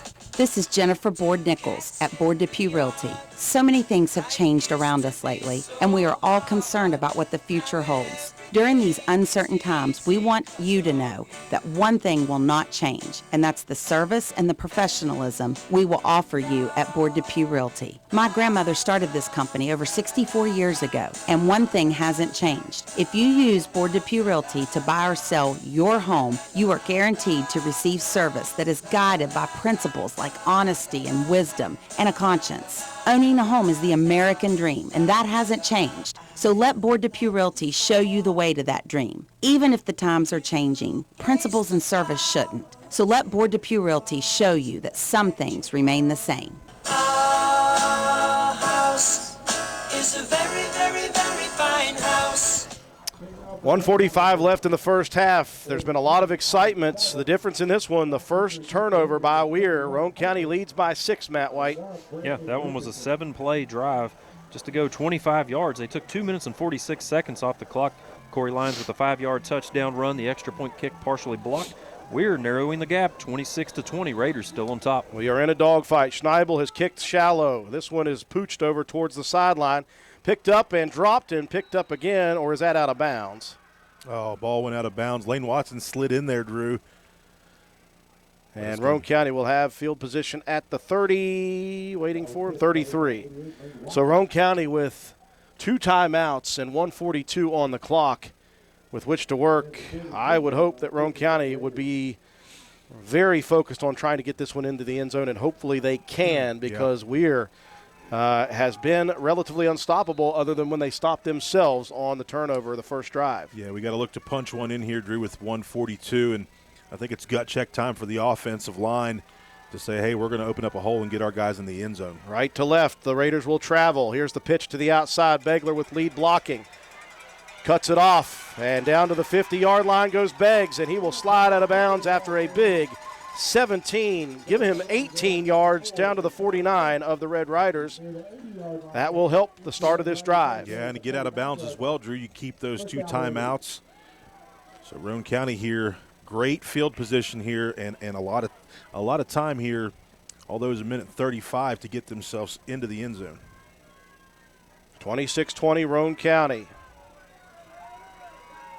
I formation. Quick hitter.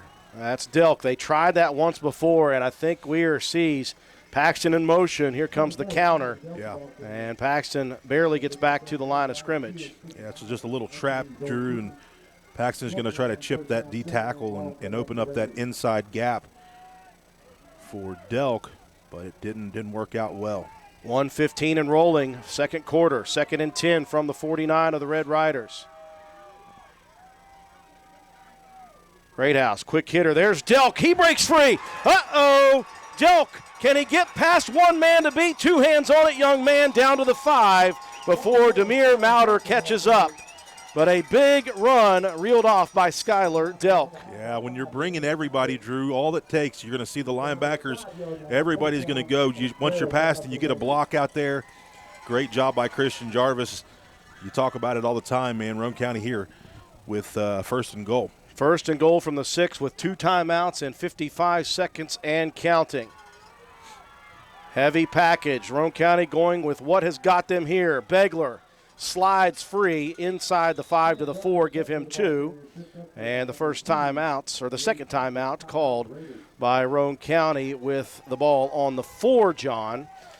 44 seconds left, and obviously the big carry by Begler to start it, and then Delk with the big run.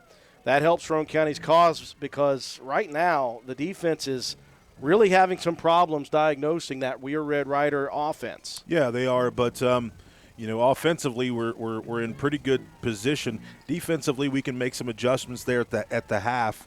It's just an offense that we're not accustomed to seeing. You're not accustomed to seeing a quarterback that's going to kind of do the read option and pull the ball and try to get himself to the outside edge. And you can't take anything away from Weir. They have athletes all around, Drew, and they're making some plays and keeping themselves in the ball game. How many times do you see Delk get tracked down on a run like that? Great effort by Weir. Like you said, just a ton of athleticism on that team. And I almost think, you almost have to have a spy on Lyons at all times. Yeah. Because he is a major threat to run or throw the ball. 44 seconds left in the half. Roane County leading 26-20, the number 3 seed versus the number 4 seeded Red Riders. And we talked about that Wednesday night. I even mentioned in the intro, number 14 is about as poor a seed as this team could have because they are way better than that. And this was one of the games across the state that people were looking at as a potential upset because of the ability of the Red Riders. So the Raiders with a second and goal from just inside the 5. Raiders need the big boy up, pull the big boy pants on. They'll go to the I formation with the wing to the near side in Paxton. Greathouse staring down Coach Burdett. Goes under center, the snap, the give, Begler to the inside, to the outside, at the goal line. Is he in? He is! Ooh. Thought that his knee was down, but they call it late. Begler pushes the football across the white line, and Roane County strikes. A big touchdown. Yeah, that's huge, especially because Matt mentioned it here earlier as Beggs is just going to push himself, get himself into the end zone for this third touchdown. Big deal because the Red Riders received the second half kickoff. John, Roane County needs a 2-point conversion. They have struggled here today. I formation, Greathouse goes under center. Greathouse looking for the delay pass over the middle. He had Cottrell there, he had Watson there, and he had Paxton there, all 3, but he had pressure going as well. So I don't know what was there or who was supposed to get it, but none of them were able to. That has been an issue. That's 6 points, John, that Roane County has left out on the board, and that should be a 38-20 lead. That makes it a 3-possession lead. Yeah. We go back to the Clay County game where that was a problem. 8 points off the board. 1 for 5 now on 2-point conversion attempts is Roane County. This one, like you said, 40-20. It could be a 40-20 ball game if you complete those. And that is, again, you just got to find a way to execute there from the 3-yard line. Roane County's been good at that this year, but specifically in this game, not so much. Matt White to break that one down for us. That was a 5-play, huge drive for Roane County. 67 yards, a minute and 1 second off the clock. Begler with a 3-yard touchdown run, his third of the ball game here in the first half, 32-20. Roane County on top of Weir, 41 seconds left here in the first half, and would I recommend do not kick it to number Colson. 7. Yes.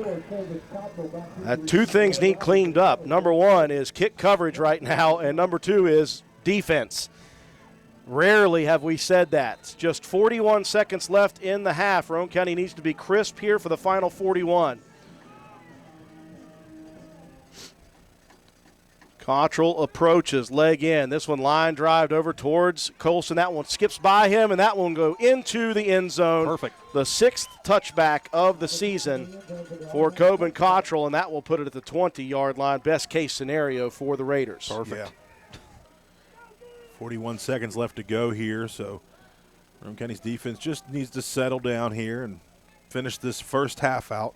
Again, Roane County. Secondary, be aware. Yeah. Just in case. Raiders up by the thinnest of double-digit margins, 12, and it could be with extra points, 2-point conversions. Roane County could be up right now as much as 40-20. And that is just some execution that needs to be fixed, hopefully. 1st and 10 from the 20. Lions out of the shotgun. Bass right behind. They'll hand it off to Jamari Bass. Fighting his way forward, now lifted up into the sky at the 25, and that's where he'll be stopped. Ori May in there initially. Yeah, nice stop by Ori. Just a perfect shot through the waist. And Ori giving up a lot of size to Bass, too. Did a nice leverage job getting low. 2nd and 5, 15 seconds left. I don't know if the Red Riders will even run another play. Looks like they're going to be content to go into the half as good as humanly possible. Down just 12, 2 possessions. It could be worse. It could be as much as 20, but the Raiders still with a lead at the half here in the opening round of Class AA postseason action, and it will be the Red Riders with possession to begin the second half. 32-20 at the half. You're watching Roane County High School Raider football on WVRC. Hello. Once again this year, Brandon Dental Associates will honor U.S. military veterans on Thursday, November 10th, 2022. This annual one-day-only event will provide free dental care to U.S. military veterans. An appointment is necessary to participate. Please call Brandon Dental at 304-927-2775. That's Brandon Dental Associates, conveniently located on Hospital Drive in Spencer, West Virginia. 304-927-2775.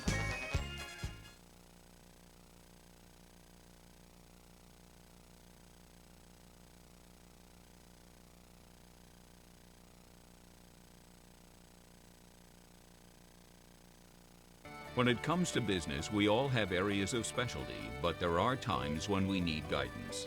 We need someone to come along and show us the most creative and environmentally safe way to navigate our engineering challenges. That's where we come in. CEC stands for Civil and Environmental Consultants. You show us the problem, we'll provide you with the solution. Visit wearecec.com. Big firm capabilities, small firm culture.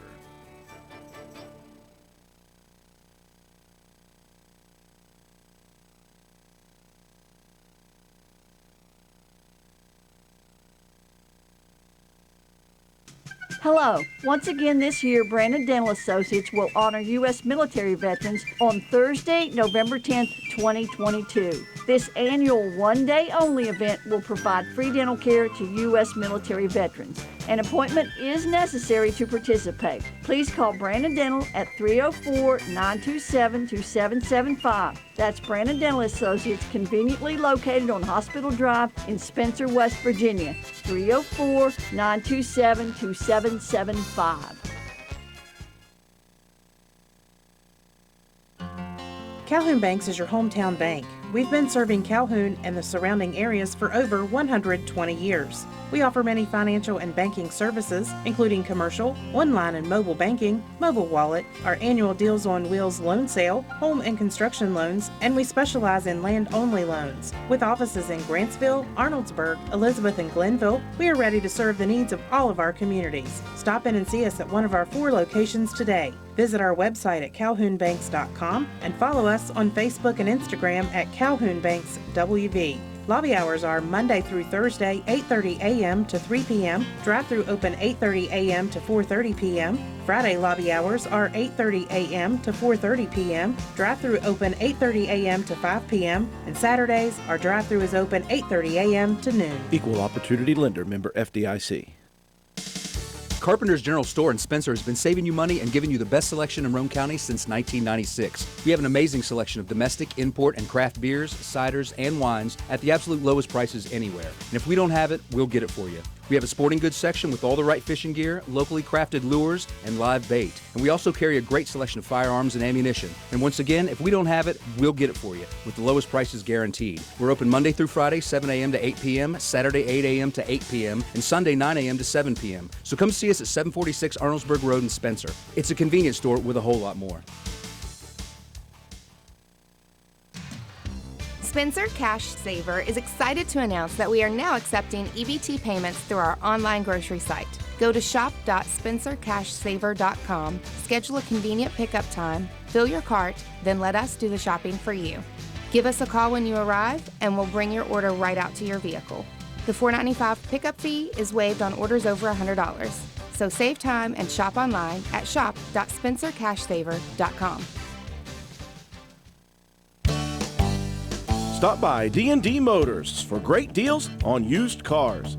We have an incredibly diverse and continuously growing inventory to choose from, with many makes and models at price points that anyone can afford. D&D Service Department also offers oil changes, tire rotations, and other maintenance on your new purchase. Call D&D for your next service appointment. D&D Motors, located at 276 East Main Street in Spencer. Stop in and see Dan or Donna for your super deal today. Open Monday through Friday, 9 a.m. to 6 p.m., Saturday, 8 a.m. to noon, and closed on Sunday. D&D Motors, call 304-519-2157.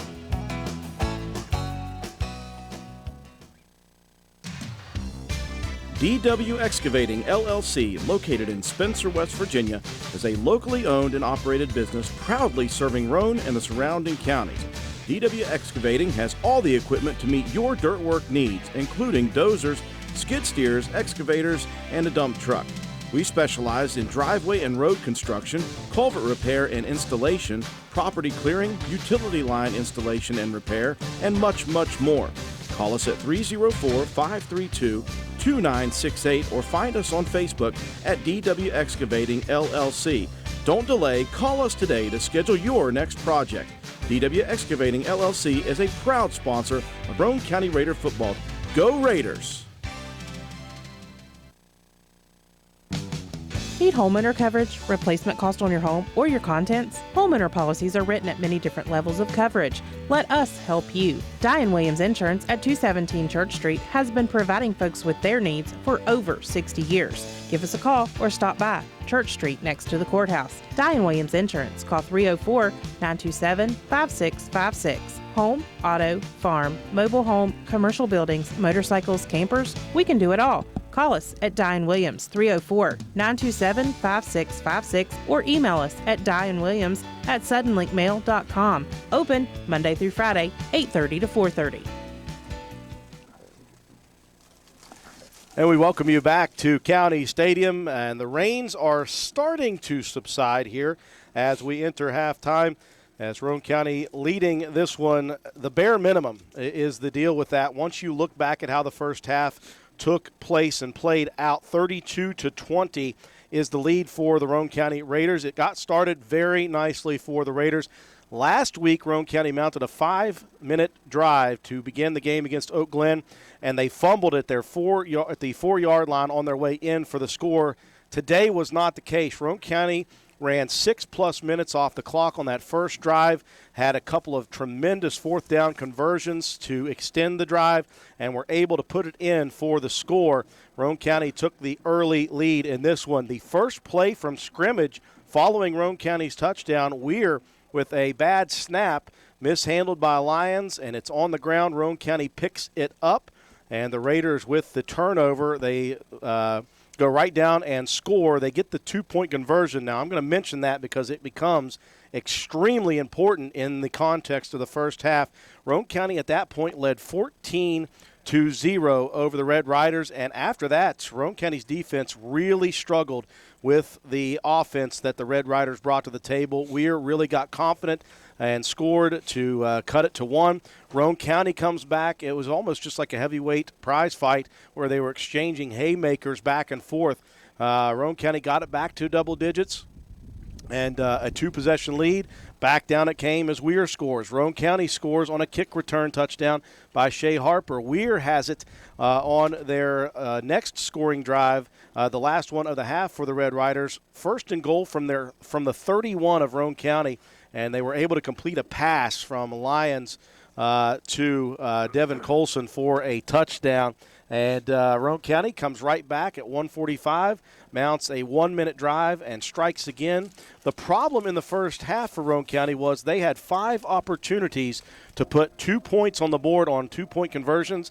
They converted on only 1. They left 8 points off the board, and they lead by 12. This could be, at half, a 40-20 Roane County lead, which would be a 3-possession lead, and you're feeling a whole lot better at that point, John, than you are right now with just a 2-possession lead and the minimal 2-possession lead at 12 with the Red Riders and all their confidence on offense coming out with the football in the second half. Yeah, this is a real test for the defense of Roane County. Not to take anything away from a lot of the teams that we played, but you think back to Game 1, St. Mary's had some offensive things going there starting in the second half, but Roane County adjusted, played better defense, and shut that down. Against Clay County, Clay County's going to throw the ball, 20 to 30 times a game, if not more than that. So we had to adjust there, and the defense has been able to do that all season. So I think that coming out of the half, Coach Burdett's going to get those guys lined out, put them in the right spots, and really kind of go over the missed assignments and kind of tune everybody back in, because you've got a lot of smart football players on the defensive side for Roane County. So we need to just kind of settle ourselves down, play our game, and then come out here and keep doing what we're doing offensively. Yeah, sometimes it's just too difficult to adjust mid-game, so you get this breather at halftime and you can actually pull up the chalkboard. Yeah. Well, whatever they do these days, and do some chalk talk, the smart board, and show them what you're trying to explain to them at halftime. It'll be an opportunity for Roane County to see if they can make an adjustment right out of the second half locker room, because it's going to be Weir football. And again, Roane County is going to be kicking into the wind, and Roane County has not done a good job this game in kick coverage. That's something they have been very solid on this year, but they have not done a good job in this game so far. So a couple of things to clear up and clean up a little bit defensively and in special teams. Offensively, the only thing you need to clean up is scoring 2-point conversions, because you can have a 20-point lead right now. I'm going to continue to bash that right now, because it's amazing that Weir has been able to stop Roane County so many times. The Raiders, though, do lead it at the half, 32-20. Matt White, time to break it down for us. Well, if I had a suggestion, maybe try some extra point kick attempts, because Cottrell's been great. I know with the weather, it's it's tough to trust the snap, the hold. It's very difficult. Weir's doing a fine job of it, and we've got a great kicker. I don't see why you don't kick the ball in a lot of these situations. Could really narrow that gap. Roane County's offense, though, doing a great job. Begler, he's 13 carries, 87 yards, 3 scores. Skylar Delk, 17 carries, 133 yards, and a touchdown. Begler was 1 for 1 through the air for 29. That one going to Watson on a huge 4th down conversion attempt where he mossed the defender. 8 first downs in the half for Roane County, 3 penalties for 15 yards, no turnovers, 15-minute time of possession. 223 yards on the ground, 29 through the air. That's 252 yards of total offense for the Raiders. Struggled on 3rd down conversions, only 1 of 6, but 4th down came up huge, 4 for 4 in the half on 4th down conversion attempts. The defense has been playing well. Brandon Richardson knows the leading tackler, and if you're a safety in making tackles, that's tough. I mean, Roane County's front line has got to diagnose those plays a little bit quicker on that read option. Begler was the second leading tackler with 4, Delk with 3, and a whole slew of guys with 2 apiece. Ori May, Colton Paxton, Matthew Schaefer, and Christian Jarvis, and Lane Watson, and Colton Paxton with a fumble recovery. And the huge kickoff return from Shea Harper of 75 yards really got Roane County back out on top in this ball game. Weir has done a really good job of controlling the game in certain situations, and they've gotten great field position throughout. Bass was the leading rusher in the ball game, or in the first half there, 8 carries for 69 yards. He had a big 42-yard touchdown run. And Lyons with 4 carries for 15 yards and a touchdown. And then Smith with 3 carries for 12 yards. Lyons was 4 for 4 through the air for 53 yards and a touchdown. 2 of those going to Green for 13, 1 to Mouter for 9, and 1 big play touchdown pass to Colson for 31. 4 first downs in the half for the Red Riders. 3 penalties for 31 yards. 1 turnover, a 9-minute time of possession. 96 yards on the ground, 53 through the air. That's 149 yards of total offense for the Red Riders, who defensively, they were led by Charles Prentice with 6 tackles, Kamar Bridges with 4, and Elias Pugh with 4, Anthony Zorbini with 4 as well. Mason Klink with 3, Deshaun Smith with 2, and Kanye Green and Jamari Bass with 2 apiece for Weir. Add it all up, you got a 32-20 ball game here. Roane County on top as we're about 6 minutes away from second half action. Take a break for our sponsors. When we come back, we'll check the scores around the state from Thursday night, Friday night, and this afternoon in all 3 classes of the opening round of the playoffs here in the state of West Virginia. You're watching Roane County High School Raider football on WVRC. Visit the Garden Fresh Market in downtown Spencer. We stock fresh produce arriving daily. Let us create meat and cheese trays or veggie and fruit trays for your next event. Our kitchen is open daily, eat in or carry out, Monday through Saturday, serving breakfast, lunch, and dinner with daily specials available. We also sell fresh flower arrangements at Taylor's Floral. The Garden Fresh Market. Give us a call at 304-927-5109 or stop in and see us at 229 Ripley Road in downtown Spencer. And let's go Raiders. Some people are just obsessed with their lawns. They'd cut their grass with a pair of scissors if they could. Thanks to Gravely, they don't have to. You see, Gravely makes not only the best built and most comfortable lawnmowers, but they also leave your house looking like a doggone country club. So whether you're a commercial landscaper wanting the best or just a perfectionist homeowner, you can't do better than a Gravely. Your local Gravely dealer is Richard's Lawn and Garden, located at 130 Main Street, Spencer, West Virginia. Phone number 304-927-4580. Be sure to visit our showroom across the street right beside the T-Mobile building. Did you know Hardman's is now stocking Trex decking? That's right. You don't have to worry with staining your deck anymore with Trex decking. We have 3 colors in stock to choose from, so you can buy it today and install it tomorrow. Ask about special financing options and enjoy your new deck all summer long. Looking to beat the heat and upgrade the inside of your home this summer? Call Rachel in Ripley or Tracy in Spencer about new carpet, hardwood, tile, or luxury vinyl flooring. Many of these options are in stock and ready for you to take home today. Maybe you want to give your walls their best look? Come in and pick out your new favorite color or have us color match to the one you just can't live without. Our Best Look Paint and Primer in One is your only choice for superior quality at an affordable price. Hardman's, our family serving yours since 1907.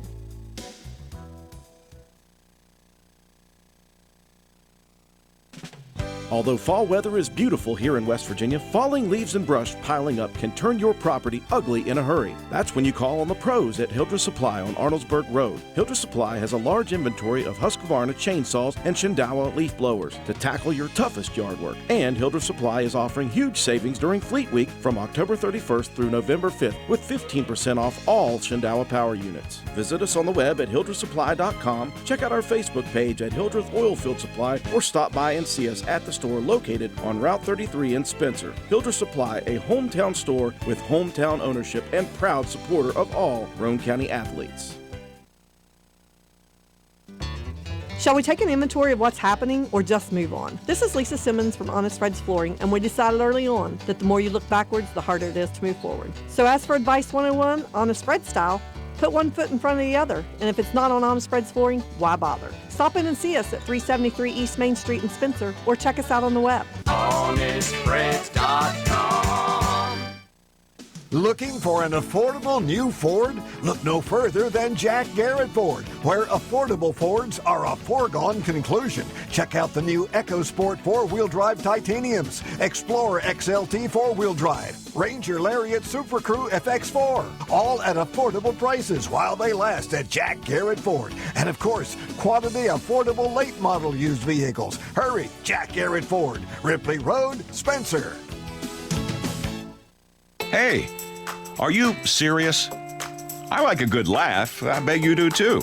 Which is why I say, if all those insurance companies want to spend $1 gazillion on funny TV ads, go right ahead, as long as it's not my money that's paying for it. Here's how you get seriously good auto, home, business, or life insurance. Go to Erie Insurance. With Erie, a great price is just the start. You get unbelievable service, independent agents you can really trust, and superior products like Erie Rate Lock. You hear that? Rate Lock. The name says it all. For car insurance, it can't be beat. But hey, don't just take it from me. See for yourself why more than 90% of Erie customers stay with them year after year after year. Seriously. Your Erie Insurance agent in Spencer is the Kirby Insurance Agency. Get a quote at 927-2544. That's 927-2544. Or visit kirbyinsurance.com. Need money for college? The West Virginia National Guard is the only branch of service in the state that offers up to 100% paid college tuition and many other educational benefits. Leadership development, job training, work experience, and affordable health, dental, and life insurance while providing extra income each month. Visit nationalguard.com. The West Virginia Secondary School Activities Commission serves its 286 member schools and their students by providing leadership and support for the conduct of education-based athletics, which enrich the educational experience of all participants. Play, perform, compete together. We are back at halftime as both teams filtering onto the field. Number 3 versus number 14, Roane County versus Weir. The Raiders leading 32-20. And again, with 2-point conversion misses on 4 of 5 attempts, the Raiders have left 8 points out on the board, and the Red Riders have found offense, and Roane County defensively has not been able to adjust yet. We'll see how that goes immediately in the second half as the Red Riders will have possession to begin. While we have the 3-minute warm-up time possession, let's take a look at some of the scores in round 1 in all 3 classes. Yeah, in AAA, really no major upsets or anything. We've got Parkersburg South, number 1, playing right now 36-0 over Hedgesville in the second quarter. Some final scores from last night and earlier. Number 2, Huntington over 15, Woodrow Wilson 62-22. Martinsburg, number 3, over 14, Morgantown 42-14. Hurricane over University, the 4-13 matchup, 56-13. George Washington, that was the AAA game of the week. Came down to the wire, though, 31-28 to take down number 12, Princeton. Currently, number 10, Jefferson. They are up on number 7, Spring Valley, at 28-7 at the half. And from Thursday night, Musselman takes down Wheeling Park 28-23 in the 8-9 matchup. Right now in AA, Winfield, number 1, Logan, number 16. Winfield's got the edge 22-0 at the half. We watched the game last night. Close one down in Independence at Coal City. Just able to hang on against number 15 Bluefield 20-12. That was one heck of a ball game to watch/listen to. We did get to see this one. It was exciting. Number 4 Scott and number 13 East Fairmont 35-31. Scott pulls that one out late in the ball game. Frankfort, number 5, Nicholas County, number 12, 14-0 in favor of Frankfort. North Marion gets the victory 37-7 over number 11, Lincoln. Fairmont Senior 42-20 over number 10, Chapmanville. And Hoover picks up the big win on Thursday night, 63-26 over Clay County in the 8-9 matchup. In single A, James Monroe set to play later tonight against number 16 Petersburg. Williamstown up big 35-0 at the half on Clay Battelle. Cameron, they won 20-6 over Tyler. There's a 3-14 matchup. St. Mary's and Wahama will play later on today, as will Mann and Wheeling Central. Doddridge County shutout victory 43-0 over number 6 Van. East Hardy with the victory 34-6 over number 7 Tucker County. And Greenbrier West, another shutout on their season, 35-0 victory over South Harrison.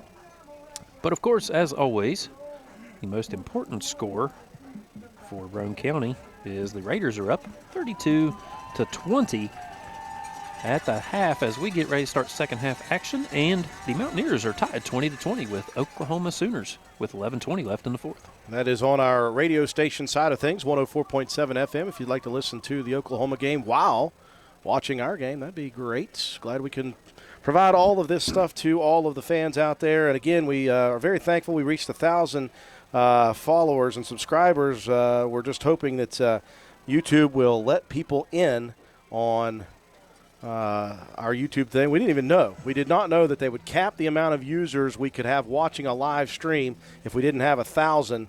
If we didn't have 1,000 subscribers. So now we do. So hopefully Roane County can make it through tonight or today. And we were talking about those scores, Matt. And so North Marion awaits the winner of this one today.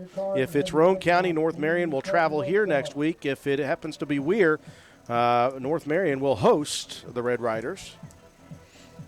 Yeah, a lot of implications with seeding, throughout. We know Coach Burdett's not looking ahead, but we do. If we were to make it past the next round, could potentially host a third playoff game if Independence were to be knocked off. So there's lots of fun scenarios to kind of talk about. Well, before any of that takes place, the Raiders have some adjustments they need to make against this offense of the Weir Red Riders. Right to left it goes across the dial and the screen. Coben Cottrell set to do the kicking. Back deep to receive Deshaun Smith and Devin Colson. This one laid into, but right at, once again, Colson. He has been dangerous. Up the middle he goes. He's still moving. Now to the outside again goes Colson over midfield. Past the 40, down to the 30, and something wrong with the Roane County kick coverage unit. They have got to take care of that, John. You cannot give Weir positioning at your own 40-yard line and in every possession. Yeah, you can't do it, and I think it's just nice blocks that Weir is actually – they're a very good return team. You can see the wall set up here, and if it wasn't for Delk able to be that safety guy to push the runner out of bounds, it's just it's a breakdown in coverage for the Raiders kickoff team. Immediate, the Red Riders in Roane County territory at the 34-yard line.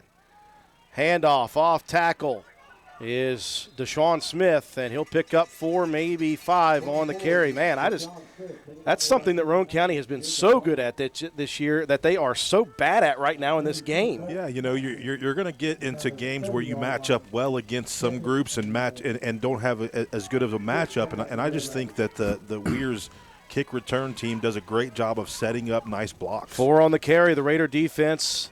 Boy, they have not set themselves up well here in this game.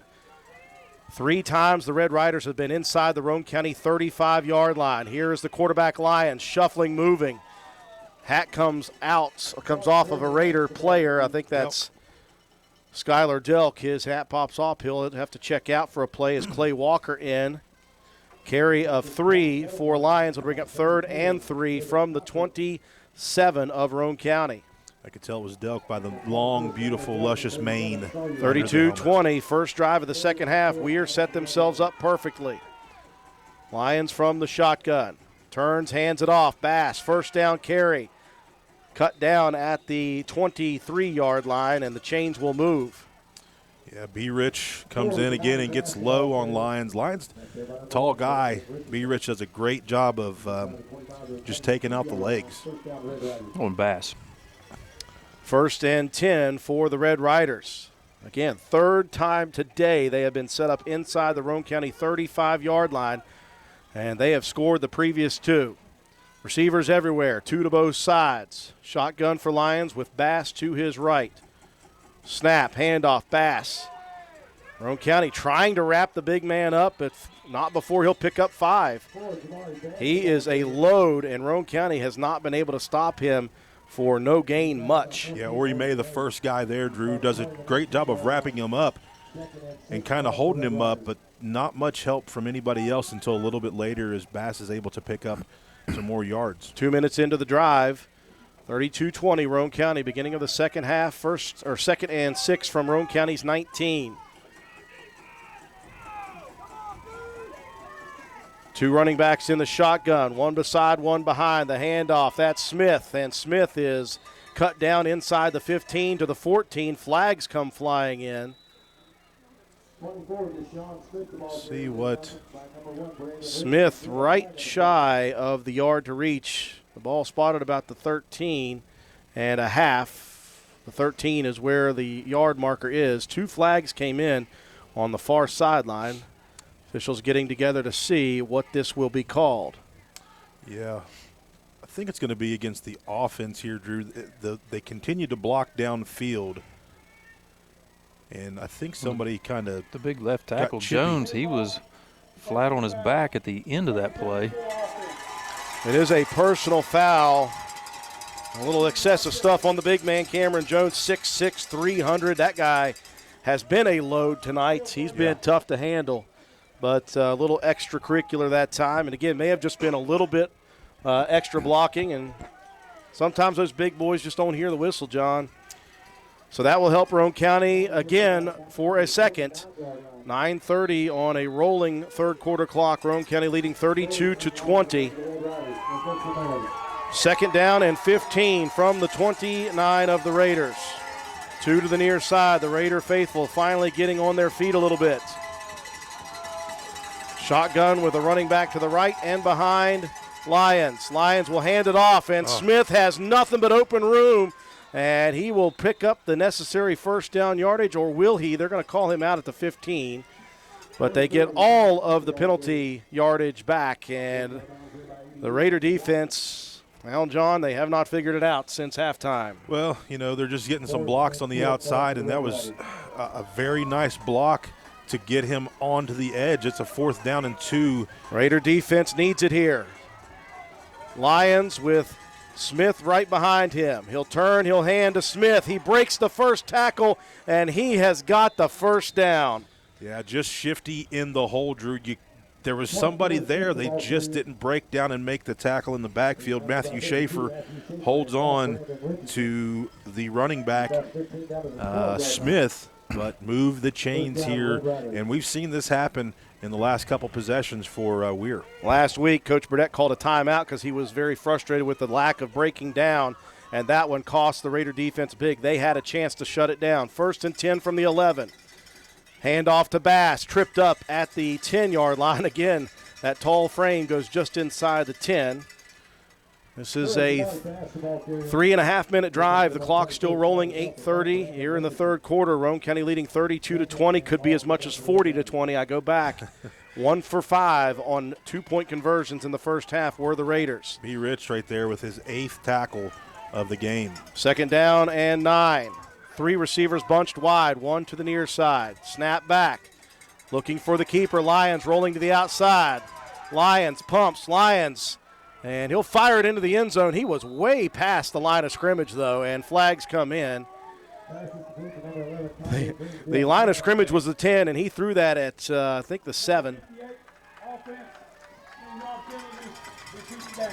A penalty will move them back. Yeah, he was at the 6-yard line when he threw that ball. They didn't get that as the penalty. It was a different one, but that could have been the penalty. I'm not sure if it was a legal man or a hold. Let's see what they back it up to. Did you hear, Matt? I'm not sure. I believe it may have been a hold. I heard 58 is all I heard. Mason Klink. 8:08 remaining, and we're certainly giving Roane County some help here with these penalties. The Raiders just got to figure out a way to make something happen with it. 2nd down, and what is it, 18 or 19 from the 18-yard line of Roane County. Ace formation, 2 receivers both sides. Shotgun for Corey Lyons. Bass to his left. Man in motion. They'll fake the dump out, looking down deep into the end zone. And there's a man there, and look at Shea Harper make a play. He missed one on the touchdown by a half an inch, and he perfectly swatted that one. Yeah, DB playing great right here. He's right in the back pocket. You can see there's a flag down on the field here.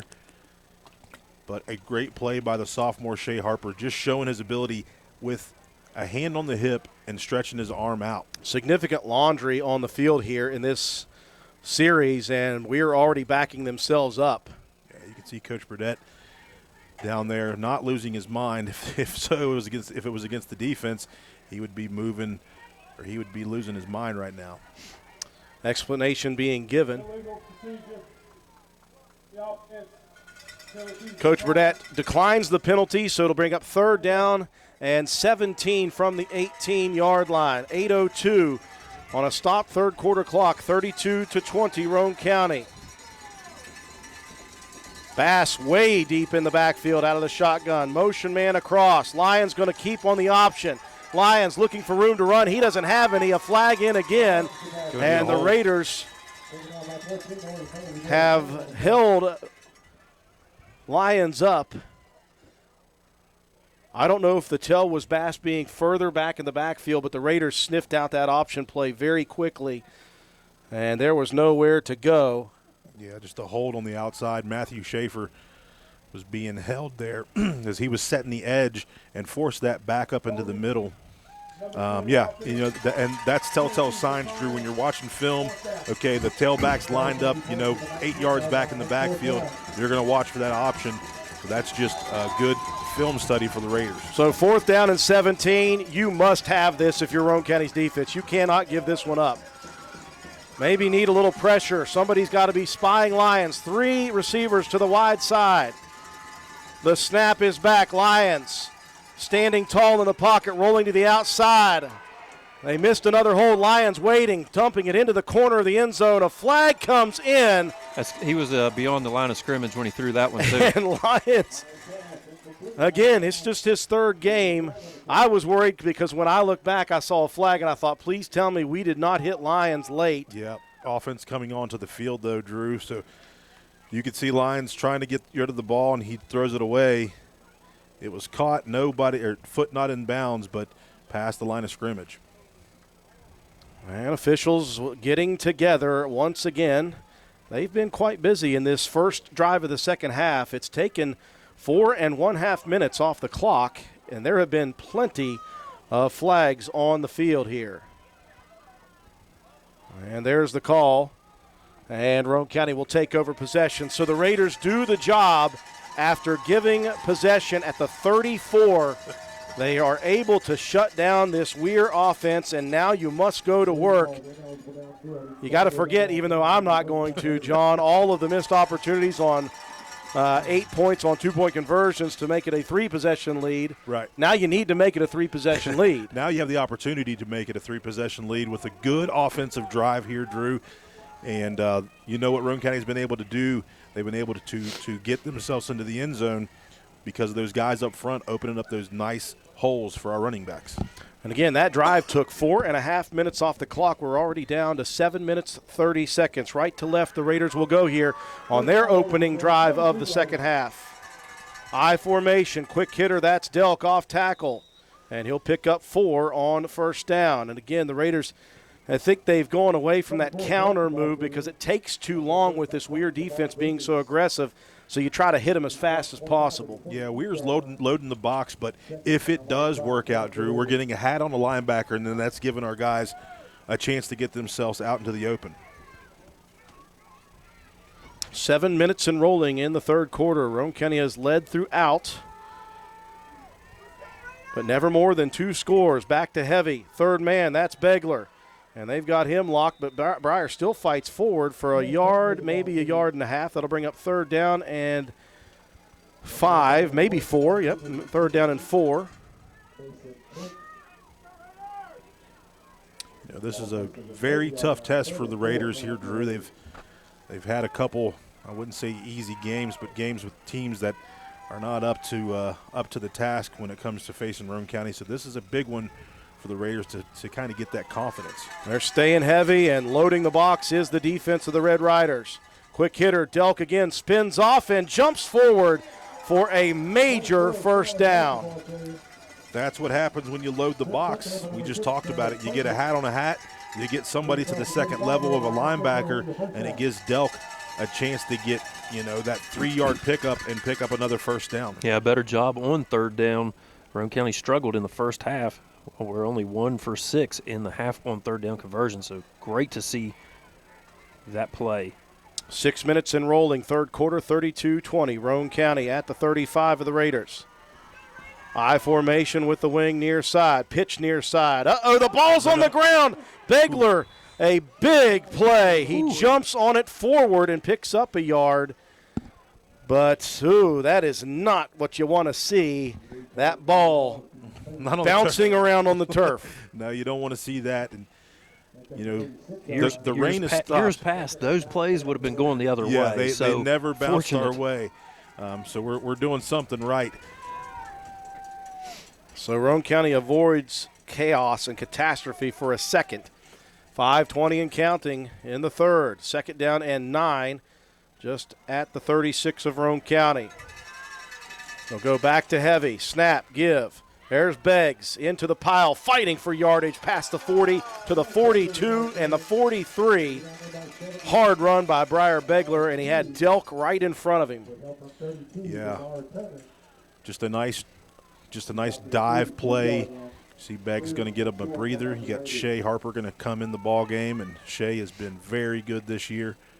Through a wrinkle there, they went away from the heavy side on the lead. Third down and 2. They need the 45. It's at the 43. 4:40 and counting, third quarter. Roane County leading 32-20. Harper will dot the power I. They'll give it to Delk up the middle, fighting for yardage again. My goodness, Skylar Delk. It's been all season, and it still impresses me.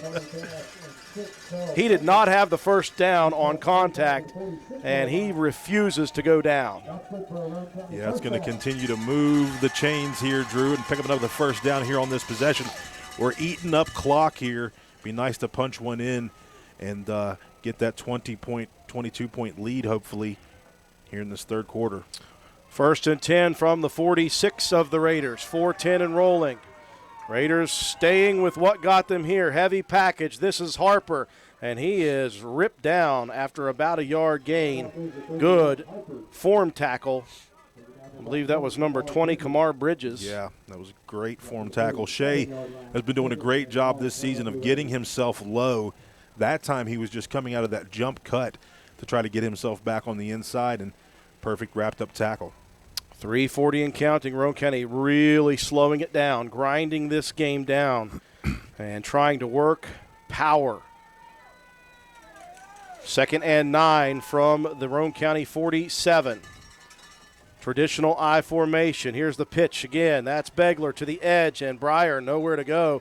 Unfortunately for him, he'll be pushed out of bounds as well by Bass. And this Red Rider defense is quick and aggressive, and they found that one in a hurry. So that will stop the clock at 3:21, and Roane County has a third down and 9.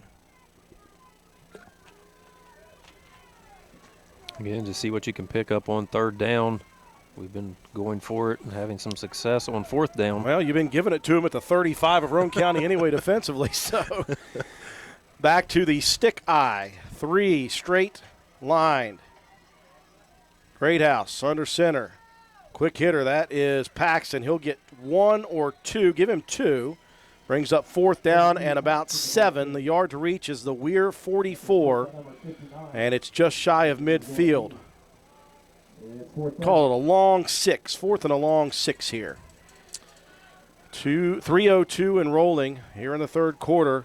Just 2 possessions, 4.5 off the clock for Weir. They did not score. Roane County now 4.5 minutes of their own. You'll look to see Roane County try to get themselves to the edge, I believe, or Coach Burdett may be working here to call a timeout. Going to break the huddle with just see if the Raiders work a Cleveland here. Nope, they're going to pitch it outside. They've got room to run. Begler cuts it. He's got the first down. Big lead block by Skylar Delk, and Begler shows a little bit of emotion for the first time. Yeah, like I said, Roane County is going to try to look to get to the edge. That's been successful for them here in the game. Just quick to the line. And a nice pitch. A seal block by Lane Watson here helps that out, and then Delk out front to get another block. Another fourth down conversion, 5 for 5 in the ball game. Begler crosses the line to reach and then some. First and 10 inside the 45 5 at the 41 of Weir. Clock rolling. And he crossed the century mark as well. Greathouse, hard counts. Weir adjusting, did not move. Snap, give. Begler, third man. Begler through. Begler to the 25. Following Paxton down to the 10, down to the 6. Just got behind the big rear of Colton Paxton, who mowed people down in front. Yep, just that seam, Drew, bust through. Paxton's going to lead the way here after the play changed, and Paxton's out front, gets a block, doesn't realize that he's there, and says, I'm going to get another one here. And Begler inside the 10-yard line, Roane County with a chance to score and put this thing a little further out of reach. You can obviously tell Begler is not 100% because that explosive speed is not there, but he's making do and he's making good decisions. First and goal from the 6. I formation, Greathouse, quick hitter. There's Delk, straight through. Delk down to the 2. 1:25 and counting in the third quarter. This is 2 drives, one for Weir right now and one for Weir and right now one for Roane. Yeah. Yeah, this one will be the 13th play of the drive. Second and goal from the 2. Back to heavy. Paxton, Delk, and Begler. Begler with the carry. Begler shoulder into the defender and pushes him into the end zone for the score. 4 touchdowns here for Begler here on the not 100% wheel, but it's pretty good. Okay, guys. Help Drew out here. Please, please, please. It should have been 40 on the board already. And you've moved it out to an 18-point lead. Let's make it 20 because that makes it a 4-possession opportunity. Greathouse, he's going to look to throw it. He'll dump it out. He has got his man. He's got Colton Paxton, and the Raiders finally, a 2-point conversion. I apologize, folks. I'm just a little excited about the 2-point conversion. Roane County, a sustained drive, and they take the lead out to 20 with 58 seconds left in the third. When the heat starts to rise, pick your perfect chill at your Spencer McDonald's. We are now offering our iced carbonated drinks. Try one of our 3 new flavors, Fanta Wild Cherry, Fanta Blue Raspberry, or Coca-Cola. Stop by today at your Spencer McDonald's. We are proud supporters of all Roane County athletes. McDonald's, I'm loving it, and so will you. A tremendous drive for Roane County coming off of a great defensive stop after the opening kick of the second half where we are taken down to Roane County's 34. My, how things have changed here throughout this third quarter, Matt. Yeah, only 2 possessions for, both teams combined. 13-play drive, 6 minutes and 32 seconds off the clock. Begler with a 2-yard touchdown run, 82 yards on that drive. My goodness, what a comeback for Roane County. And then Greathouse to Paxton for the 2-point conversion attempt. 40-20 now. Raiders on top of the Riders. 58 seconds left in the third. I don't care if you have to kick it out of bounds. Kick it away from Devin Colson. Oh, for the love of God, do not kick it to that kid. He's at the 10. This one's squibbed, and it's still going to get through. Colson is over there. He'll pick it up at the 15-yard line. Somebody tackle him, and there we go. A great open field tackle by Skylar Delk, and that's the way to break down young man. Delk said, I'm going to stop this before this thing even starts. Our good buddy Pat Lance pokes his head in and says, finally. Red Riders will take possession for the second time in the second half with just 54 seconds left in the third. Roane County leading 40-20. Could be 48-20.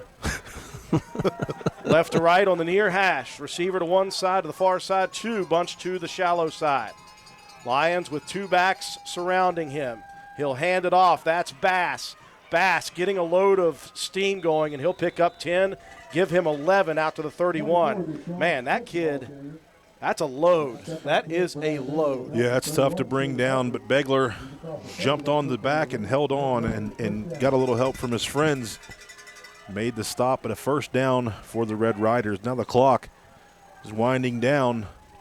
It becomes Roane County's friend. You got to hold Weir from any big plays. Yeah. 1st and 10 at their own 31. Snap back, give. That's Bass again, jump cutting, fighting for extra yardage. He'll pick up 6 before the maroon jerseys corral him. Yeah, Colton Paxton in there to help lead the way on that tackle. And we'll see if the Red Riders go for a quick hitter here. 12 on the clock. I don't believe that they will. They will not. So we have one more quarter left here in the opening round of the Class AA playoffs. Roane County leading 40-20. You're watching Roane County High School Raider football on WVRC.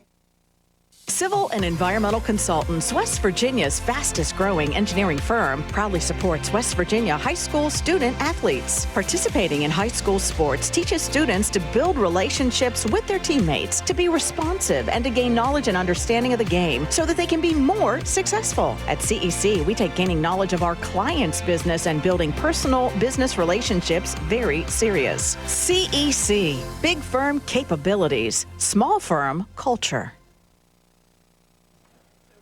We welcome you back to County Stadium as we are entering the final quarter of the ball game. Roane County leading 40-20. The number 3 seeded Raiders over the number 14 seed Red Riders, who have provided Roane County plenty of struggles here tonight, or today, I should say. Raiders have not helped their cause. They've left points off of the board. It could be as much as 48-20 here. But the Raiders right now, after that big sustained drive, John, the clock is now in your favor. So the goal is to keep Weir in front of you and keep that clock moving. Yeah, no big plays, no fast strikes. That's what the Roane County defense has to do, and so far so good. They've had a couple. I mean, they've been set up by the kickoff returns, and that's how they've been getting themselves into the end zone. So we just got to tighten it down and play assignment football. 2nd down and 4 for the Red Riders. They'll move right to left for the final quarter at the Roane County 37. Lyons wants to throw. He's going to go deep down the field, and that is way overthrown. His man was open, had a step, did Kanye Green. He had beat Sawyer Hunt by a couple of steps, and Lyons just launched that one too deep. Yeah, like you said, this is his 3rd game of playing QB, and in a cold, rainy, windy day, it's going to be tough to really kind of put the ball on the money. Especially the wind is blowing that way, so that sailed that ball a little more. 2 receivers coming to the Roane County sideline, one to the far side. Lions in the shotgun with Bass behind. High snap. Bass takes the handoff, and I think just that little bit of a snap up high is what gave Roane County the opportunity to corral Bass. Yeah, that's Colton Paxton, Drew. If the ball, if they're playing slow in the backfield, that plays into Colton Paxton's defensive game. And now you're set for a 4th down and 4. The yard to reach is the Weir 41. The ball resting at the Weir 37-yard line. Raider faithful getting loud. 11-20 and rolling here in the 4th. 40-20 Raiders. Shotgun for Lions. Here's the snap. He'll keep it himself to the outside. Looking to run. He's got a spy. He's got the 1st down. Penalty. But here comes a penalty in the area of holding once again. And if that is the call, that is an absolute killer. Yeah. For the Red Rider offense. Yeah, that's the thing, Drew. In film, I've seen them kind of break down. As in Weir, they've broke down because of penalties and because of turnovers. So I think this is going to definitely go against Weir. They're moving back as if it is, and I tell you, tough for Corey Lyons, who made a tremendous play. And we talked about his ability. Wow, that's a personal foul. So it was not a holding, an even worse play for the Red Riders. A bad decision for a young man back there. Turns Roane County's fortune. And, again, you feel bad for Lyons just in his 3rd start. We knew coming in that kid could make plays with his legs, and he did there. And now another penalty comes flying in on the sideline of Weir. And this may be on a coaching staff member for the Red Riders, and things not going well right now for Weir. They need to get settled because this game is still within reach. Yeah, there's a lot of ball game left, and this is a big play, potential offense. I mean, it's bad enough that you get a call on the field, but when something comes from the sidelines, and tough. twice at that. Coach Matt Peary, the defensive coordinator, bringing Ori May over, and I think that he was yelling at the Raiders to stay back, stay away from this whole thing, and I think he brought Ori over to tell his guys, hey, let's keep our heads about us right now because we have a big opportunity here on 4th down and forever.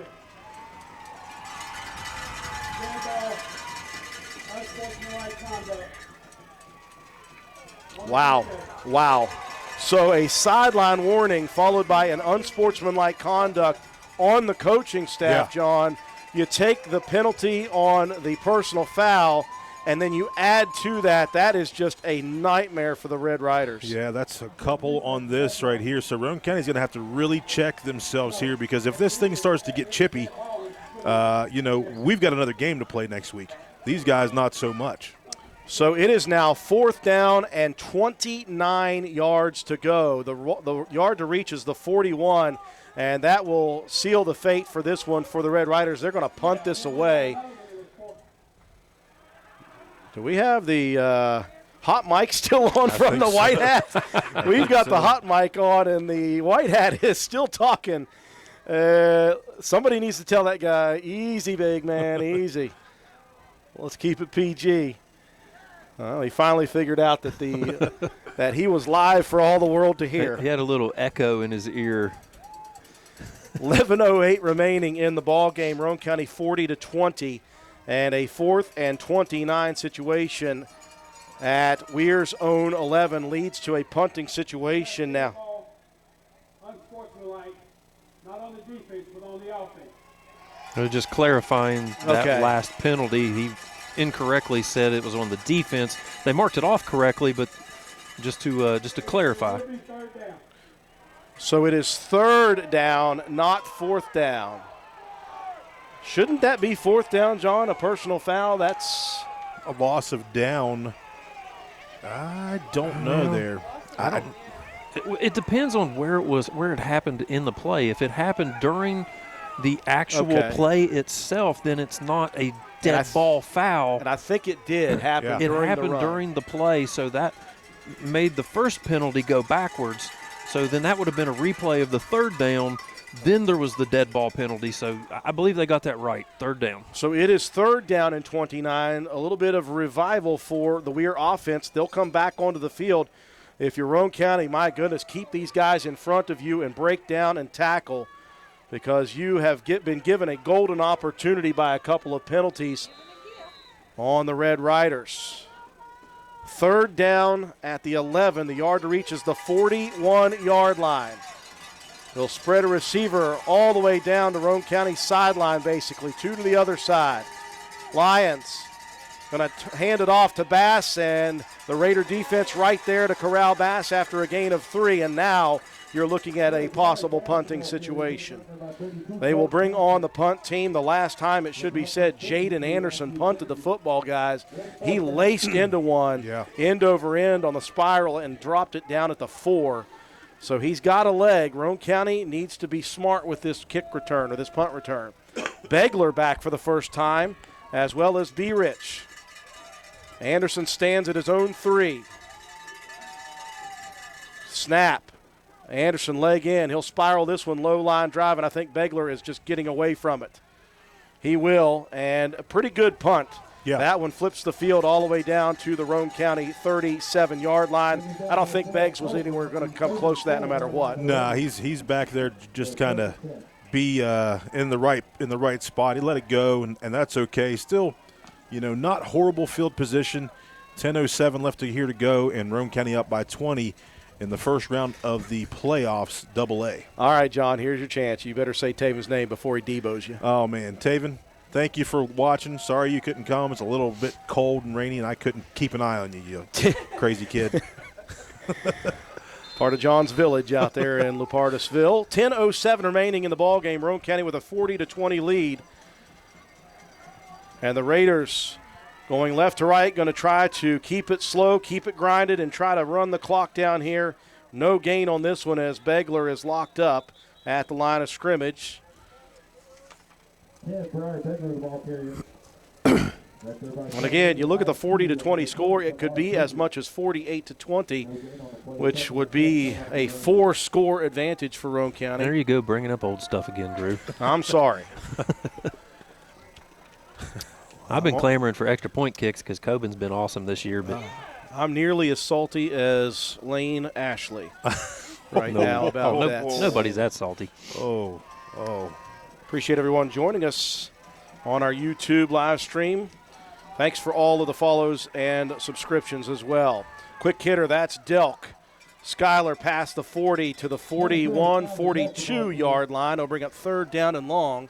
9 minutes, 15 seconds and rolling. 40-20 Roane County, the 3 seed, trying to hang on here against a very, very tough Weir team. Tough, physical, athletic group of kids. Big turnaround. They've been, a 2-win team the last couple of years. Haven't seen the playoffs in 4, and they've really made a big impact on this ball game. We're talking about how Coach Frank Sassini in his 3rd year has helped kind of really quickly revive this program. And again, they're junior heavy. They got a lot of guys coming back next year. 3rd down and 7 at the 41 of Roane County. Here's the pitch. Begler looking to the edge, stay in bounds, young man. He tried to, and he will. That will bring up 4th down, and Roane County with a possible punting situation here. Or do you just continue to do what you've been doing on 4th down and go for it?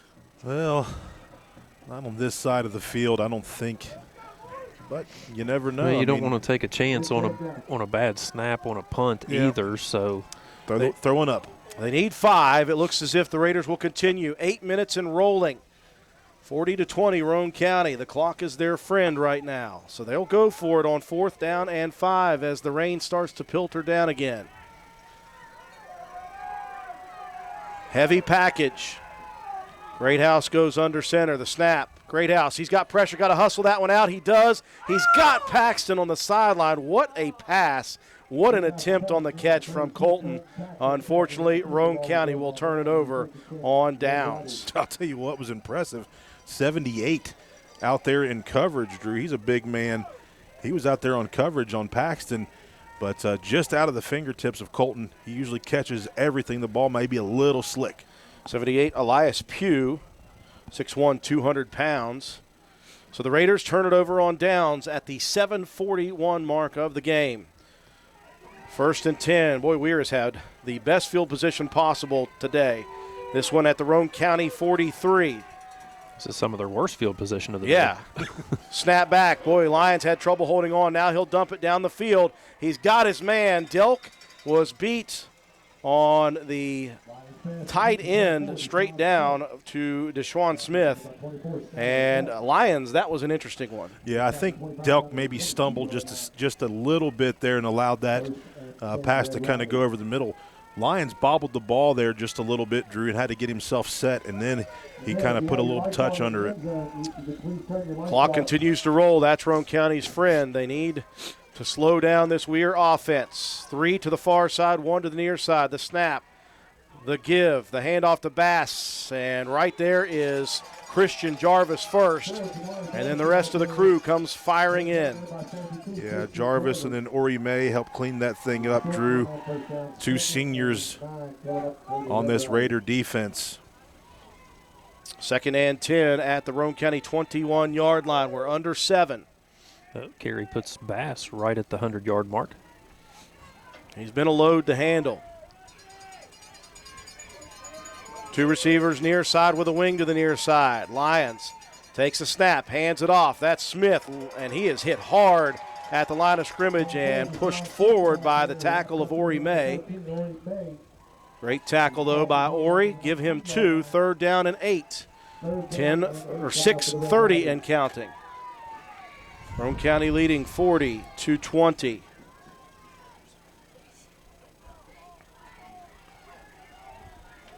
Single receiver to the wide side is Kanye Green. 3 bunched to this near side. Smith behind Lyons. Here comes the snap. Lyons going to look to throw. Pressured. Bounced out of the pocket. He'll dump it deep down the field, and that is in and out of the hands. What an attempt by Kanye Green as he spun around, and Roane County not only had good coverage with Sawyer Hunt, they also had B. Rich coming over as a safety, and still somehow Green almost grabbed that one. Yeah, wait till he gets his money right. 4th down and 8 from the 20. 6:01 on a stopped fourth quarter clock. The Raiders looking to hold again. I can't believe it took you that long, John. I've just been waiting. I've been waiting since the first quarter. Raider faithful getting loud once again. We've been clamoring for that. Trip receivers to the far side. That's the wide side. Single to the near side. Shotgun for Lions, and whistles come in as the Red Riders will take a timeout. We'll take it with them on a 4th and 8 coming up.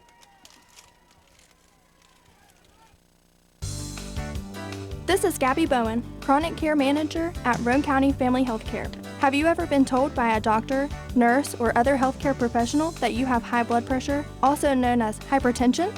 Uncontrolled high blood pressure raises the risk for heart disease and stroke, which are leading causes of death in the United States. Fortunately, high blood pressure is treatable and preventable. Here at Roane County Family Healthcare, we have developed a program for our patients that incorporates one-on-one consultations, individualized care plans, education, monthly calls, and more. By participating in our services, you also receive your own free blood pressure monitor. Yes, a free monitor, so that you can closely monitor your progress.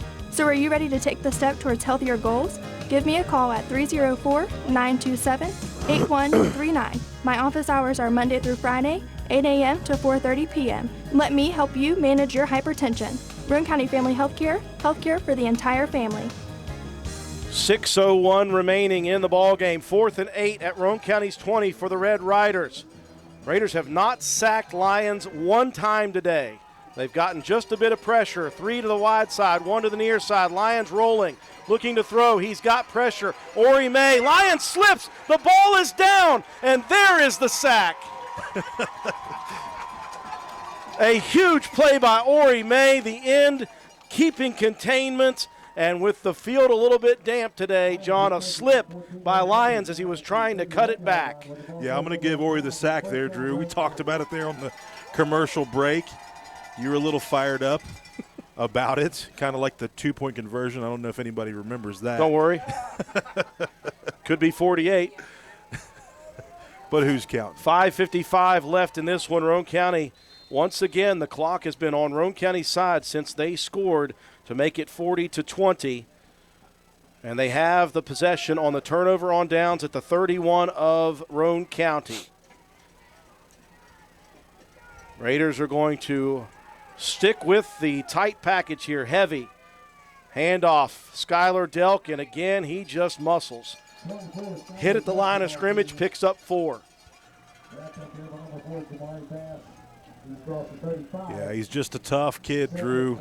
We talk about him changing his body. Look, if you look at him his freshman year to where he is right now, he's just dedicated himself. He's just you can't say enough about him as a leader and as a fine young man. He's just transformed his body. About 120 pounds as a freshman, soaking wet. He was tall and lanky. Started to build his body. He didn't really show it much until his junior year, and then from his junior to senior year, he bulked up about 20 pounds. 2nd and 6 from the 35. Great House under center. They're just going to hand off. This is Begler, and he is wrapped up at the line of scrimmage. The important thing, though, is that the clock will roll. 5 minutes and rolling. The winner of this one will face the North Marion Huskies, who defeated Lincoln handily last night. And if it's Roane County, the Raiders will host another playoff game. Just checking off all these boxes, Drew, making history this season as Roane County 10-0 on the regular season. Also hosting their second home playoff game, and looking like right now we could get a win here. 3rd down and 6. They'll give it to Beggs again. He's got room to run at the 40, out to the 43, and slips at the 43-yard line. Luckily, that's just enough for the first down. The chains will move. The clock will as well. 4:18 and counting. And the Raider faithful have I tell you what, there's been a lot of chatter over the year about people showing up and showing out. In the worst of weather, the Raider faithful have come here, and they have cheered loudly throughout this game, and they are to be commended for it. Let's hope that if Roane County closes this one out, they bring up everyone here, bring another person next week if we make it through. 1st and 10 for the Raiders at the 43. Hand off Briar Begler. He's got room out to midfield, cuts, and he is at the first down line, and he'll pick it up with an 11-yard carry. Just what you want. 3:39 and rolling. This may be the microcosm of the season, John. A long, sustained drive to finish it off. Yeah, it takes me back to last year against Nicholas. We needed some things to work out for us late in that ball game, and who did we lean on? We leaned on Briar Begler. He picked up some yardage for us. So right now, they're going to bring the chains out. I guess check to see if we got it. Maybe a face mask here too, Joe? Oh, Will Starcher over there to double time it. Yeah, come on, Ichabod. Close on the face mask. I think he just had him around the – I think he got more shoulder pad than anything. And got the side of the shoulder pad, not the back, to constitute a horse collar tackle. Officials like will that. Stretch this, and it looks as if Roane County may be an inch short. Yes.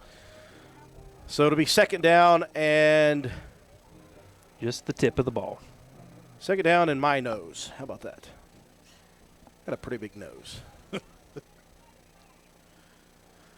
And we'll bring it to the near hash and set the ball. It is just on the Weir side of the 47-yard line, and they need the 46 and 7/8. They need the width of the hash mark. Half the width of the hash mark. 3:39, the clock will roll as the chain crew resets. Roane County leading 40-20, opening round Class AA state playoffs. The white hat ready to roll this clock, and there it goes. The Raiders, I imagine, will stay in the huddle a bit here as the play clock is at 20, and the time is on your side. I think everybody in the stadium knows what play's coming right now. I agree. Just a Delk. Dive to Delk. Motion to Paxton just to give a look. There's Delk up the middle, and he's got big yardage. Inside the 45, inside the 40, down to the 37-yard line. Just eaten today is Skylar Delk. Yeah, Delk, 169 yards, 1 score. Begler, 162, and 4 scores. Just a tandem like no other, Drew. And whew. And how about the work by the offensive line on that play? Yeah. Opening a big hole for Delk. And like I said, everybody knew where the ball was going. We're under 3 minutes left in this one, and it's always a great sign when assistant coach Cody May comes down out of the booth. That means good things. 1st and 10 at the 37 of Weir. Handoff. Begler past the 35 down to the 34. And we are down at the 2:35 mark and counting. The Raiders will need only maybe pick up this final 1st down. Again, 40-20 is about as small as the margin could be. Roane County missed on 4 of 6 two-point conversions here today. That's 8 points if you add all of them, if you get them all. The score would be 48-20 right now, but we'll take whatever. I'm trying to rationalize this. My prediction kind of leading true. John is a prophet. We're under 2 minutes left. 2nd down and 7. And flags come flying in. I think Roane County was early that time. Not sure. Delay a game, that's what it was. Okay. Never mind. Boy, they're taking it all the way down. Only the first penalty in the second half for Roane County. That is good work for the Raiders. There have been a lot of penalties here today on Weir. They have shot themselves in the foot. And the Raiders have been relatively clean throughout. And, of course, as Matt White said, that's the first one in the second half. Yeah, penalties in a playoff game always going to hurt you. Turnovers in a playoff game, and Roane County's been good so far. Yeah, the penalties for Weir tonight, 7 for 86 yards. 145 and rolling, 2nd and 12 from the 38. And Greathouse, he's going to keep it himself by necessity, as that was a snap that didn't go well. Snafu. Greathouse still picks up 2 yards. Give him 2 on the carry. No, he went backwards, Bub. What? He went backwards. Oh, dang it. I thought they had him set at the 38 there. My he bad. He went a -2. No, -1. It was 2nd and 12. It's now 3rd and 13. Don't you give him 2 on the loss. Matt and I are going to fight it out here in the studio.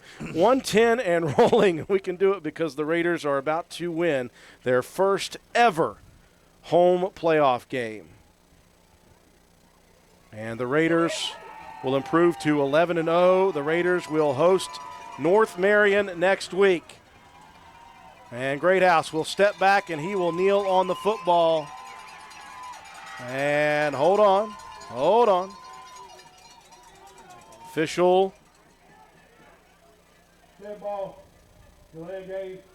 Offense. 5-yard penalty. Still 4th down. They said no, Roane County didn't get it off. The Raiders have fallen apart offensively. So to bring up 3rd down again. 3rd down at the 45. Somebody give Drew some nitrate pills again. I'm good.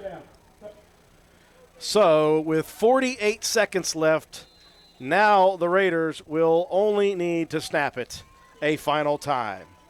Greathouse will wait till it drops below 40. As long as they get the snap off in time this time. I think Greathouse is in the huddle this time. They will break the huddle, and they're just going to do it right now. Roane County, 10-0 in the regular season. They continue to make history as Jacob Greathouse kneels on it for the final time. Coach Burdett raises his hands high as the Raiders have continued to make history, their first ever home playoff victory. They defeat the Weir Red Riders 40-20.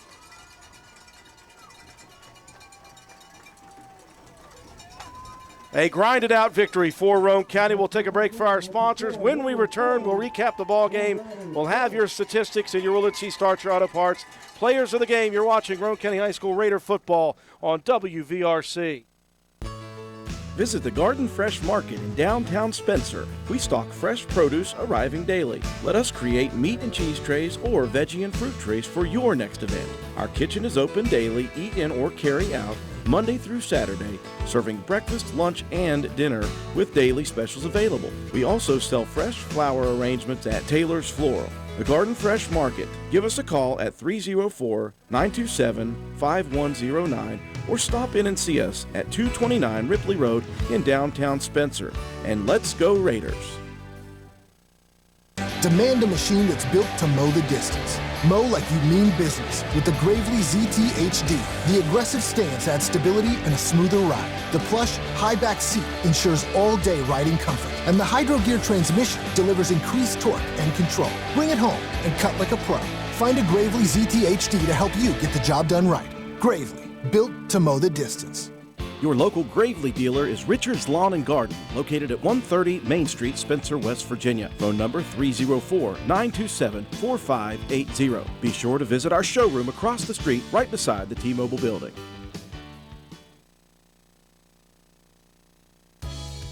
Did you know Hardman's is now stocking Trex decking? That's right. You don't have to worry with staining your deck anymore with Trex decking. We have 3 colors in stock to choose from, so you can buy it today and install it tomorrow. Ask about special financing options and enjoy your new deck all summer long.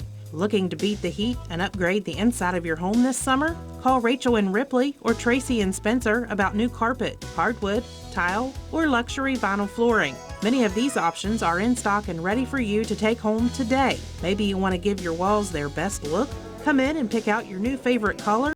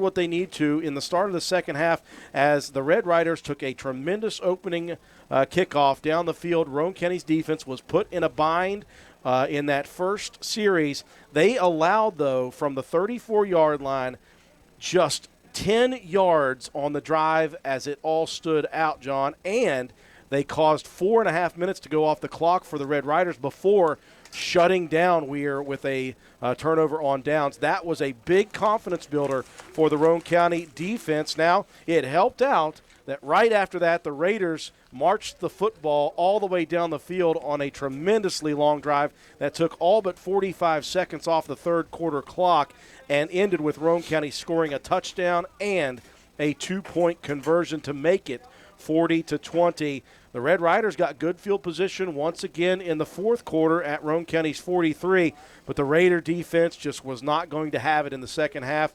I was worried early in the third quarter about adjustments being made.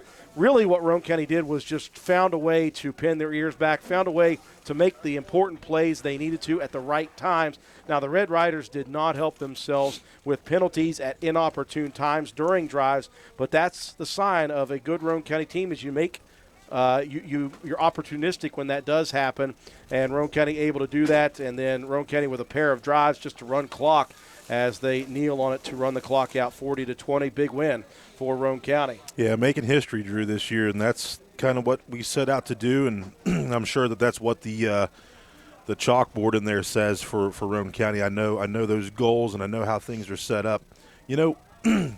Tough game, and I think we – as a team needed a game like this, Drew, and like I said, the last few games of the regular season after Doddridge, we really wasn't tested a whole lot just because our offense was so potent and we were able to get ourselves out and get our JV guys a lot of time to play.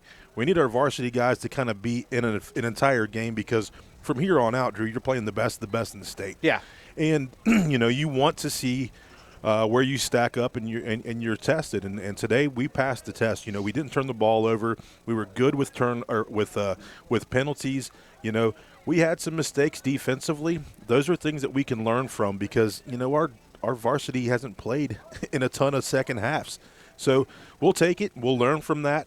And we'll come be prepared for a very good football team that's coming here to Roane County next week in the North Marion Huskies. That will be the quarterfinal matchup. Roane County will be hosting as the 3 seed. North Marion, the 6 seed or 7 seed? I can't remember. 6. So Roane County will host North Marion next week. We won't know officially until Sunday what day that matchup will take place. We're hoping for normalcy on a Friday night, but we'll take whatever we can get. We're just glad that Roane County is one of 8 teams left in this whole thing, so that's a big deal in itself. And it's just a great victory for Roane County here. And, again, they continue to make history, the first ever home playoff win in Roane County high school history, and they are now 11-0. Weir will finish their season, a great season for the Red Riders. Again, coming off of a couple of down years, they're back in the playoffs, and they're going to be a force to be reckoned with a lot of these guys coming back next year. They'll finish at 7-4 on the season. 40-20 is your final score.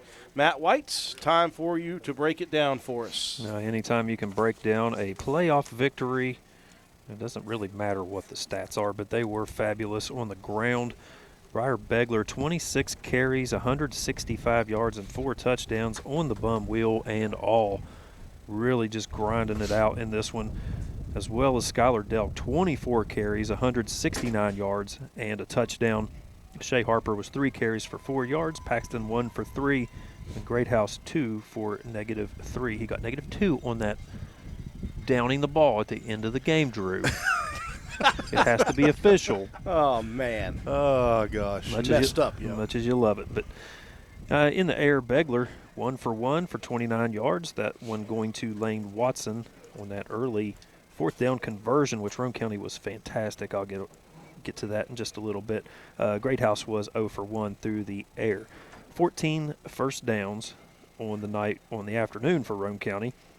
Good job on limiting the penalties, only 5 for 25, and 2 of those were delay of games in the last drive. No turnovers. 30 minutes Roane County held on to the ball in this one. 338 yards on the ground on 56 carries, 29 yards through the air. That's 367 yards of total offense for the Raiders in this one, as Brandon Richardson led the way in tackles for the defense with 9. Ori May with 6 tackles and a sack. Briar Begler with 5 tackles. Delk with 7. Paxton 5 tackles and a fumble recovery. Schaefer with 3. Bunner with 3. Jarvis with 3. And Lane Watson with 2 for the Raiders defense.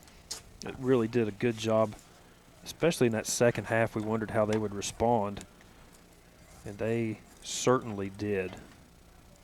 In a big way did the Roane County defense. For the Red Riders, it was Jamari Bass on the ground leading the way, 16 carries, 100 yards, and a touchdown. Deshaun Smith, 8 carries for 40 yards, and Corey Lyons, 7 carries for 7 yards and a touchdown. Lyons was 5 of 9 through the air for 74 yards and a touchdown. 2 completions to Kanye Green for 13 yards. 1 for Mauder for 9 yards, and Colson with 1 catch for 31 and a touchdown. Smith also had a catch for 21. 8 first downs for Weir. Penalties were big against them today. 7 penalties for 86 yards. It really cost them late in that ball game. 1 turnover, and they possessed the ball for 18 minutes of the game. 147 yards on the ground on 31 carries and 74 through the air. That's 221 yards of total offense for the Red Riders, who defensively, they were led by Elias Pugh. He had 10 tackles and some good pass coverage as well from a defensive end spot, tracking down Paxton late in the ball game. 8 tackles for Charles Prentice, 7 tackles for Kamar Bridges, 5 tackles for Jamari Bass, 5 tackles for Anthony Zorbini, 4 for Mason Klink and Kanye Green to lead the way for the Red Riders defense. So add it all up, 40-20, Roane County advancing to round 2. That is your final score. We'll take one final break for Willard C. Starcher Auto Parts. When we come back, we'll wrap things up with our Player of the Game Awards. We'll talk about our next sports broadcast here on WVRC.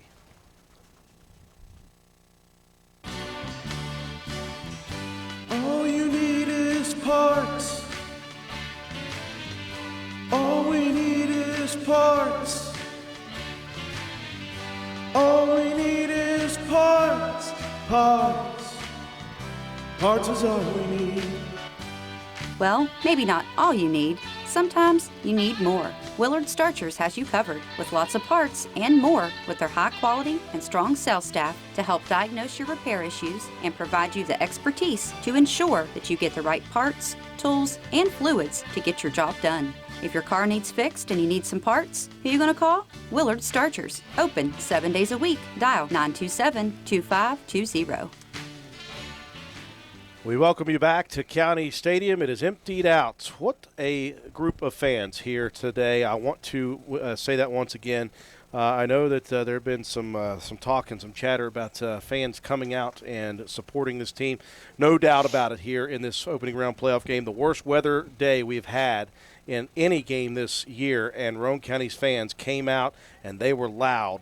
And so we appreciate that. Now we want everybody who came to this one to bring a friend to next week's broadcast. We'll talk about that here in just a second. Roane County wins it 40-20 over the number 14 seed. Raiders advance to the quarterfinals against North Marion. John Penna, time for you to dish out our Willard C. Starcher Auto Parts Player of the Game Awards. All right, so today, the two-headed monster in the backfield, Drew, they just showed up. Briar Begler, tough performance on a not 100% wheel. So he had 26 carries for 165 yards and 4 touchdowns. And then Skylar Delk, 24 carries, 169 and a touchdown. So those two guys offensively are going to be my guys. Defensively, Colton Paxton and Christian Jarvis seem to be the guys that were causing the most havoc. So those two guys will be my Willard C. Starcher players on defense. But I'm going to tip my cap also to Shea Harper. A big kick return after a play that he wasn't able to make defensively that kind of turned things around for Roane County and kind of gave them a shot in the arm with what they needed. So congratulations to those 5 young men.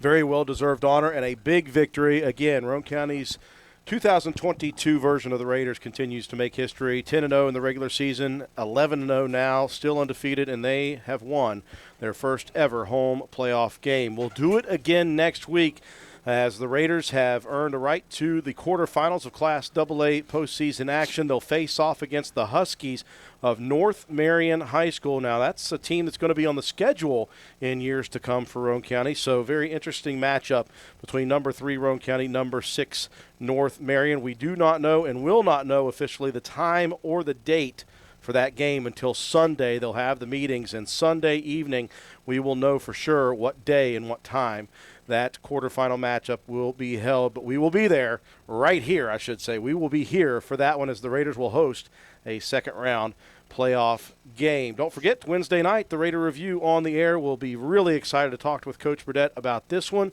and we'll preview the quarterfinal action game against North Marion. Roane County wins it 40-20. I want to thank everyone out there on YouTube for joining us for this game on both sides. I know we had fans from both sides, and thank you all for your subscriptions. We have topped 1,000. We hopefully will not have a problem with getting blacked out next week. Hopefully we'll be able to We've got to get 10,000 next week. Yeah, hopefully we get 10,000 next week.